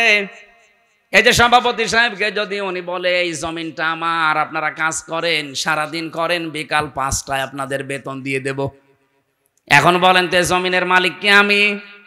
মালিক উনি না, আমরা কি কামলা খাদেম, কাজ করে খাই। এই জমিনও আমার না, জমিনে যেটা আমরা বপন করছি, এই বীজ বা ধান লাগাচ্ছি, চারা, এগুলোর মালিকও আমরা না, সবের মালিক উনি। আমরা শুধু টাকা পাওয়ার আশায় আছি, বিকাল 5টায় বেতন দিয়ে দেবে, ওইটা নিয়ে আমার সংসার চলবে। নাটোরবাসী, এই বাংলাদেশের এই জমিনটা আমার আল্লাহর, এ কোরআনও আল্লাহর, জমিনে আল্লাহর, কোরআন আল্লাহর, ওনার জমিনে ওনার আইন, ওনার কোরআন প্রতিষ্ঠা করবে এই দেশে যারা আল্লাহর খাদেম, গোলাম, বান্দা, তারা আল্লাহর বান্দা দাবি করে যারা আল্লাহর কোরআনের আইন বাদ দিয়ে মানুষের তৈরি করা আইন কায়েম করতে চায়, আল্লাহর কসম এই মানুষগুলো বেতন পাওয়া দূরের কথা, ওদের খবর আছে। বিকাল 5টা পর্যন্ত আমাকে এই জমিনে টিকে থাকা লাগবে। বিকাল 5টা মানে জীবনের শেষ দিন। এক কথা বলছেন এখন, বিকাল 5টা মানে জীবনের শেষ দিন, কারণ আমার একটা বেতন পাওয়ার সময় আসবে। আমার যখন চোখ বন্ধ হয়ে যাবে, ওয়াবুদু রাব্বাকা হাত্তা ইয়াতিয়াকাল ইয়াকিন, আল্লাহ বলেন ওই পর্যন্ত ইবাদত করতেই থাকো, আমার দিনের সাথে লেগে থাকো যতদিন ইয়াকিন না আসে। ইয়াকিন মানে না, ইয়াকিন মানে মৃত্যু। ইয়াকিন মানে বিশ্বাস, সেটা আলাদা ইয়াকিন। আর এখানে ইয়াকিন মানে মৃত্যু। মরণ যতদিন না হবে ততদিন পর্যন্ত দিন কায়েমের জন্য আপনাকে টিকে থাকা লাগবে। কারণ আমরা এখনো আমাদের বেতন পাইনি, পেয়েছি? বলেন বলেন, আমাদের চূড়ান্ত বেতনের নাম কি? 500 টাকা, 1000 টাকা, কি জান্নাত। ওইটা যতদিন আমি না পাবো ততদিন পর্যন্ত আমার চেষ্টা অব্যাহত থাকবে। এখন যদি আপনি আমাকে বাধা দিতে আসেন, এই জমিনে ধান লাগিয়েছিলাম কিন্তু বিকাল 5টা বাজার আগে আপনি তুলে ফেলছেন, আপনি যত বড়ই মস্তান হন, আমরা যারা 8-10 জন মিলে ধান লাগিয়েছি, যদি আপনার সাথে নাও পারি তাও বাধা দেব। কারণ আমি তো এখনো বেতন পাইনি। আপনি ধান তুলে ফেললে ওনারা বেতন দেবে, উনি এসে আমাদের আরো গরম দেবে। ওই সারাদিন নষ্ট করলে, ধান তুলে ফেলেছে, কিছুই বলনি, বেতন দেওয়া দূরের কথা, আরো 500 টাকা করে দিয়ে যাও। যে জমিন আল্লাহর, কোরআন আল্লাহর, আমরা তো খাদেম, কামলা, 5 জন মনীষ, লেবার যাই বলেন, আমরা চেষ্টা করে যাচ্ছি। আমাদের চেষ্টা হচ্ছে জমিনে এটা প্রতিষ্ঠা করা। হ্যাঁ, পদ্ধতি আমাদের ভুল হতে পারে, কেউ কেউ গণতন্ত্রের পদ্ধতি নিয়েছে, আপনার পদ্ধতি ভুল হতে পারে, কিন্তু আমার মন তো ঠিক আছে যে আমি জমিনে আল্লাহর দিন কায়েম করব। হ্যাঁ, কথা বলেন না কেন? হ্যাঁ বলেন। আফগানিস্তান, আফগানিস্তান তারা একটা পদ্ধতি নিয়েছে, তারা এক পদ্ধতি নিয়ে তারা অলরেডি কায়েম করে ফেলেছে। তুরস্ক একটা পদ্ধতি নিয়েছে, আপনি মোরসির দিকে তাকান, সে একটা পদ্ধতি নিয়েছিল, যে যেখানে ইসলাম কায়েমের জন্য চেষ্টা চালাচ্ছে। পদ্ধতি ভুল হতে পারে কিন্তু তার কর্ম তো ঠিক আছে, তার মনের আকাঙ্ক্ষা, আশা, তামান্না এই যে আল্লাহর জমিনে আমি জীবনের শেষ দিন পর্যন্ত অন্তত দেখতে চাই যেটা কায়েম হয়েছে। আমার রাস্তা ভুল হলে কি আমি একটু ঘুরে ফিরে আসতে পারবো না জায়গায়? এখন যদি একে ভাইকে বলি যে আমি নাটোরে যাব, উনি একটা রাস্তা দেখিয়েছে, এ মোসাম ভাইকে বললাম নাটোরে যাব, উনি আমারে দেখিয়েছে সেই বড়াই গ্রাম গুরুদাসপুর ঘুরে। হ্যাঁ, আমি নাটোরে যেতে পারবো ঠিক, এদিকে গেলে হয়তো 1 ঘন্টা লাগবে, এদিকে 1.5 ঘন্টা লাগবে, কিন্তু রাস্তা তো ঠিকই আছে, জায়গা মতো আমি যেতে পারবো। একটু সময় বেশি লাগবে, কম লাগবে। বাংলাদেশ সহ বিশ্বে যারা ইসলাম কায়েমের জন্য চেষ্টা চালাচ্ছে সবার, কিন্তু রাস্তাটা একটু ভিন্ন হওয়ার কারণে অনেক মানুষ ফতোয়া দেয় উল্টাপাল্টা, ওরা গণতন্ত্র করে, জীবনও কায়েম করতে পারবে না। আরে দিনের মালিকই তো আমি না, আমি কায়েম করার কে? আমি চেষ্টা করে যাচ্ছি, অবশ্যই আমার সফলতা আমার জান্নাত পাওয়া পর্যন্ত। কিন্তু এর ভেতরে যদি কেউ মাস্তানি করতে আসেন, ধান বানানো লাগানো, ধান বীজ তুলে ফেলবেন, আর আমি বেতন পাওয়ার আগে আপনাকে ছেড়ে দেবো, জীবনেও না। দরকার আপনার সাথে মারামারি হবে। কথা বলেন, কথা বলুন। আপনার সাথে হাতাহাতি হবে, মারামারি হবে। যদি মেরে ফেলা লাগে মেরেও ফেলবো, কারণ আমার টার্গেট বেতন। বেতন বলেন, ওই বেতনের নাম বিকাল 5টায় যেটা আল্লাহ দেবে, ওইটা এখনো হয়নি। আর আপনি তার আগেই দিন থেকে বিভিন্ন সোতা নাতা বের করে বের হয়ে চলে যাচ্ছেন। কি করবেন? আল্লাহর কিছুই হবে না। যাদেরকে আপনি ভয় দেখাতে চান তাদেরও কিচ্ছু হবে না, কারণ এই জমিনের আশা তারা অলরেডি কুলিন্না সলাতি ওয়া নুসুকি এ বলার পরে ছেড়ে দিয়েছে। যারা এই কথা বলে যে কুলিন্না সলাতি ওয়া নুসুকি, তারা জীবনের আশা ছেড়ে দিয়েই বলে। আপনার মতো মুনাফিকি করার জন্য, লোক দেখানোর জন্য বলে না। যারা এগুলো বলতো এতদিন, তারা কিন্তু অলরেডি আল্লাহর দিন থেকে বিভিন্ন সোতা নাতা বের করে বিভিন্ন কথা ধোয়া তুলে তারা চলে যাচ্ছে।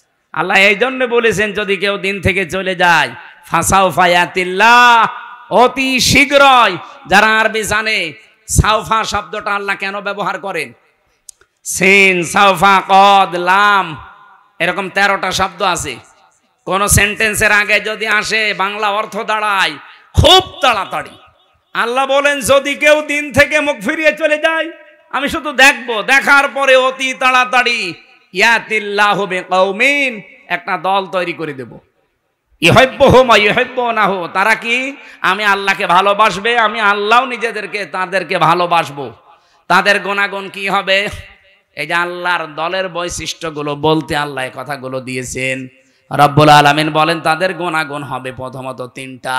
আজিল্লাতিনা আলাল মুমিনিন, আইজ্জাতিনা আলাল কাফিরিন।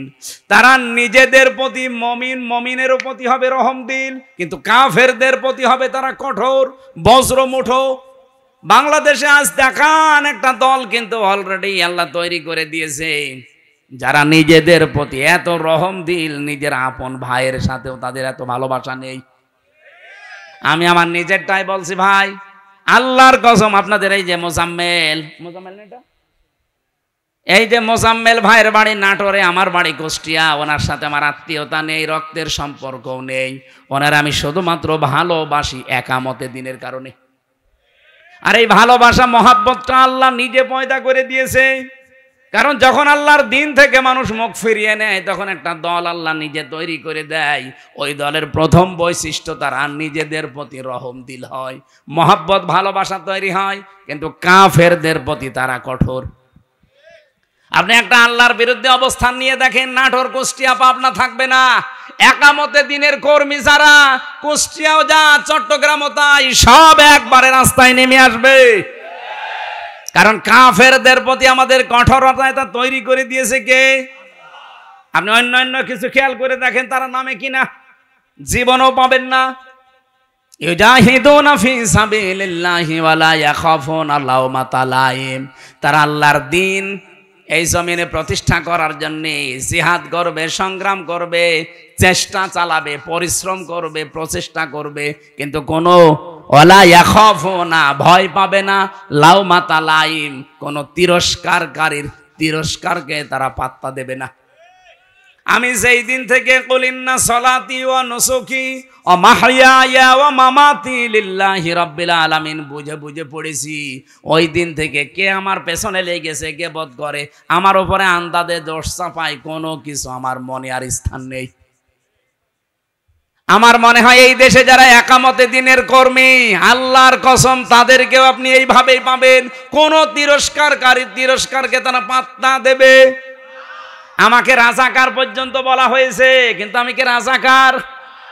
আমার 33 বয়সে যদি রাজাকার হয়, কিন্তু এই কথা বলে আপনি দাবিয়ে রাখবেন, আপনি বলবেন ও শিবিরের রক্কাটা কর্মী, এই কথা বলে দাবিয়ে রাখবেন। ও জামাত ইসলাম করে, ও চরমনার মুরিদ, এই কথা বলে দাবিয়ে রাখতে পারবেন না। কারণ কোন তিরস্কারকারীর তিরস্কারকে আমি থোড়াই কি আর পাত্তাই দেই না। এই গুণটা তৈরি করে দিয়েছে কে? আল্লাহ বলেন যালিকা ফাদলুল্লাহ, এটা আল্লাহর অনুগ্রহ, যাকে তাকে আল্লাহ দেয় না। ইউতিহি মাইয়াশা, যাকে আল্লাহ ইচ্ছা করে তাকে দেয়। সুতরাং এই বাংলাদেশে আল্লাহর দলের বৈশিষ্ট্য 3টা পেলাম। তারা নিজেদের প্রতি রহমদিল হবে, কাফেরদের কোনো বিধান যদি দেখে কাফেরদের কোনো কাজ কারবার দেখলে তারা বজ্রকণ্ঠ হয়ে যাবে। এতদিন পর্যন্ত যত সংস্কার এসেছে কোন সংস্কারে বাংলার মুসলমানেরা বাধা দেয়নি, দিয়েছে না? দেয়নি। কিন্তু নারী কমিশন 13টা রিপোর্ট দেওয়ার পরে আমরা বাধা দিয়েছি কেন? কারণ তারা শুধুমাত্র সংস্কার করে না, তারা আল্লাহর কোরআনে হাত দিয়েছে। আর এই জায়গায় তখন আমরা এক হয়ে গেছি। হেফাজত নেই, চরমনা নেই, জামাত ইসলাম নেই, খেলাফত নেই, সব তখন বাংলাদেশে এক। আপনি দেখেননি, সব এক হয়ে বলেছে না এটা তো মানা দূরের কথা, এ কমিশনই মানি না। আমির জামাত ডাক্তার শফিকুর রহমান এটা বলে নাই যে কমিশন তো দূরের কথা, ও কমিশনই মানি না। যদি বেশি ঝামেলা করেন আবার কিন্তু আগস্টের 5 তারিখ আসতেছে। এটা তো আমরা এই এতদিন পর্যন্ত যত সংস্কার করেছেন কোন জায়গায় বাধা দেয়নি, কারণ ওই জায়গায় আল্লাহ রাসূলের বিরুদ্ধে পাইনি। কিন্তু এবার পেয়েছি সরাসরি আল্লাহর বিরুদ্ধে। যেন আজিল্লাতিন আলাল মুমিনিন আইজ্জাতিন আলাল কাফিরিন। আমরা নিজেদের প্রতি ভালোবাসা, মহাব্বত, স্নেহময় স্নেহশীল আছি। বললাম না মোজাম্মেলের সাথে, সত্যি বলছি, আমার সম্পর্ক আত্মীয়তার না, রক্তের না, শুধু দিনের, শুধুমাত্র দিনের সম্পর্ক। আমার নিজের আপন ভাই তো নেই, যদি থাকতো সে যদি আল্লাহর দিনের কর্মী না হইতো, তার সাথে ওনার মতো মহাব্বত আমার হইতো না। কারণ এই মহাব্বতটা পয়দা করে দিয়েছে কে? 2 নম্বরে আমরা কাফেরদের প্রতি কিন্তু কঠোর, যেহেতু ওরা নারী সংস্কারের নাম নিয়ে আল্লাহর কোরআনের 13টা আয়াতে অলরেডি হাত দিয়েছে, এই জন্য ওরা কাফের। বলেন, আমরা মনে হয় ওদের জানাজা পড়া এখন তওবা না করলে ঠিক হবে না। যারা এই নারী কমিশনে আছেন, যদি সাপোর্টও কেউ করেন, আপনিও কাফের, আপনার প্রতিও আমরা বাধ্য হব কঠোর হতে। আর আল্লাহর দ্বীনে জমিনে কায়েম করতে হয়তো আমাদের রাস্তা, আবার বলছি, তরিকা ভুল হতে পারে, কিন্তু আমাদের মন ঠিক আছে। আমরা চাই আল্লাহর জমিনে আল্লাহর সিদ্ধান্ত চলবে। এই জায়গায় কেউ যদি বাধা দেয়, তিরস্কার করে, উল্টাপাল্টা গালি দেয়, থোড়াই কি আর জীবনে কিছু মনে করি নাই, করবো না। এটা বৈশিষ্ট্য কে দিয়েছে? ইউজাহিদুনা ফি সাবিলিল্লাহ। তারা প্রচেষ্টা করবে, জিহাদ করবে, সংগ্রাম করবে, দল করবে, মিছিল মিটিং করবে, আন্দোলন করবে আল্লাহর জন্যে। লা ইয়াখাফুন, তারা ভয় করবে না। লাউমাতা লাইম, কোন তিরস্কারকারীর তিরস্কারকে আপনি এবার নিজের নিরপেক্ষ দৃষ্টি দিয়ে বলেন। এই যে 3টা গুণ বললাম, সারা বাংলাদেশে তো 73টার উপরে দল আছে। কোন দলের বৈশিষ্ট্যে এই 3টা গুণ আপনি পান বলেন? আপনি আন্দাজে বলবেন না, আপনাকে বলাও দরকার নেই, মনে মনে সিদ্ধান্ত নিয়ে দেখেন। এই কোরআনের সূরা মায়েদার 54 নম্বর আয়াতের সাথে কোন দল, বাংলাদেশের তো 73টা দল আছে, কোন দলের সাথে মিলছে? আল্লাহ বলেন যার তার সাথে মিলবে না। যালিকা ফাদলুল্লাহি ইউতিহি মাইয়াশা, এটা আল্লাহর অনুগ্রহ, যাকে ইচ্ছা আল্লাহ তাকে দান করে। আল্লাহু ওয়াসিউন আলিম, আল্লাহ প্রশস্ত এবং জ্ঞানী। আমি কোরআন সত্যি করা মাথায় নিয়ে বলতে পারি, এই 3টা যার ভেতরে আছে ওই দলে আল্লাহ যেন আমাদেরকেও শামিল করেন। আমার কথা বোঝা গেছে না? এবার আল্লাহ আমাদেরকে 4টা বৈশিষ্ট্যের কথা দিয়েছেন। ওই গুণগুলো অর্জন করতে হলে 4টা বৈশিষ্ট্য লাগবে। 55 নম্বর আয়াতে আছে, আর 56 নম্বর আয়াতে আছে এই দল বিজয়ী হবে। কারণ বিজয়ী হওয়া এটা আমি আল্লাহ আমার জন্যে আর ইমানদারদের জন্যে আমার রাসূলের পক্ষ থেকে আমি এটা লিখে দিয়েছি। কাতাবাল্লাহু লিআগলিবান্না আনা ওয়া রুসুলি। বিজয়ী হওয়া এটা আমি আল্লাহ আমার নিজের জন্য লিখে দিলাম। দুনিয়ায় যা কিছুই দেখো না কেন, সর্বশেষ বিজয়ের মালা পরবে কে? এটা আল্লাহ লিখে দিয়েছেন। এই জন্য আল্লাহ যেহেতু একটা দল নিচে তৈরি করে দেবে, ওই দলের বৈশিষ্ট্য যেগুলো বললাম এগুলো যেই দলের ভেতরে পাবেন, মনে করবেন ওদেরকে আল্লাহ নিজে বানিয়েছে। এই আয়াত আমি নিজে এখন বানালাম। এত সহজ বাংলায় বলার পরও কিছু মানুষ এখনো বোঝে না। আমার মনে হয় ও আজরাইল দেখার আগে আর বুঝবে না। এখন আপনার ভেতরে যা ভালো লাগে তাই করেন, যান, আপনাকে ছেড়ে দিলাম। ফাসাউফা ইয়াতিল্লাহু বিকওমিন, অতি শীঘ্র একটা দল আমি বানিয়ে দেব, যে এই দলকে ইউহিব্বুহুম ওয়া ইউহিব্বুনাহু, তারা আমাকে ভালোবাসবে, আমিও তাদের ভালোবাসবো। আপনি খেয়াল করে দেখেন, এই গুণগুলো যাদের ভেতরে পাবেন আপনি তাদের সাথে অ্যাক্টিভ হবেন, মনে করবেন আল্লাহ আপনাকে এই দলে শামিল করে নিয়েছে। আর যাকে তাকে তো করবেও না। কি করবে? কালকে লালপুরের আলোচনা এটাই ছিল, আল্লাহ যাকে তাকে তার দিনের কাজ একামতে দিন প্রতিষ্ঠার জন্য নিয়ে যায় না। আল্লাহু ইয়াজতাবি ইলাইহি মাইয়াশা ওয়া ইয়াহদি ইলাইহি মাইয়ুনিব। যে লোকটা মন থেকে আল্লাহর দিকে ফিরে আসতে চায় তাকে আল্লাহ এই কাজের জন্য নির্বাচিত করে। এই দেশে লক্ষ লক্ষ মানুষ আছে, সবাই একামতে দিনের কাজে লাগে না। যাকে আল্লাহ ভালোবাসে, যাকে আল্লাহ নির্বাচিত করেছে, যাকে আল্লাহ বাছাই করেছে, তাকে এই কাজে লাগায়। এখন আপনি বাসায়ের ভেতরে নেই, আপনি আছেন ছাটায়ের ভেতরে, তা আপনাকে আমি জোর করে নিয়ে আসবো কি করি? আমার কথা বোঝা গেছে? না বুঝলে এখানে আসেন, আসেন, এদিকে আসেন। আমি আশা করি আমার আয়াত আমি অল্প কথায় হলেও বোঝাতে পেরেছি। আল্লাহ যেহেতু একটা দল তৈরি করে দিয়েছেন, এই দলের বৈশিষ্ট্য বললাম, যার সাথে মিলবে, যদি আওয়ামী লীগের সাথে মেলে ওনাকে আবার নিয়ে এসে আবার দল করেন, যদি বিএনপির সাথে মেলে বিএনপির সাথে করবেন, জামাতের সাথে মেলে জামাতের সাথে করবেন, যার সাথে মেলবে এইটার পক্ষে আমরা থাকতে চাই। এর বাইরে কোনো বাবা দাদা খালুর কথা আমরা আর শুনতে রাজি না। এতদিন শুনে শুনে কপালে আগুন লাগিয়েছি। আল্লাহ আমাদেরকে যে দল একটা তৈরি করার কথা বললেন, ওই দলের বৈশিষ্ট্য দিলেন, কোরআন থেকে শুনলাম। এই দলে অন্তত দয়া করে আমাকেও যেন সামিল করেন, আমাকে যেন বাছাইয়ের ভেতরে রাখেন, ছাঁটাই করে না দেন। আল্লাহর একটা নিয়ম আছে, ছাঁটাই আর বাছাই।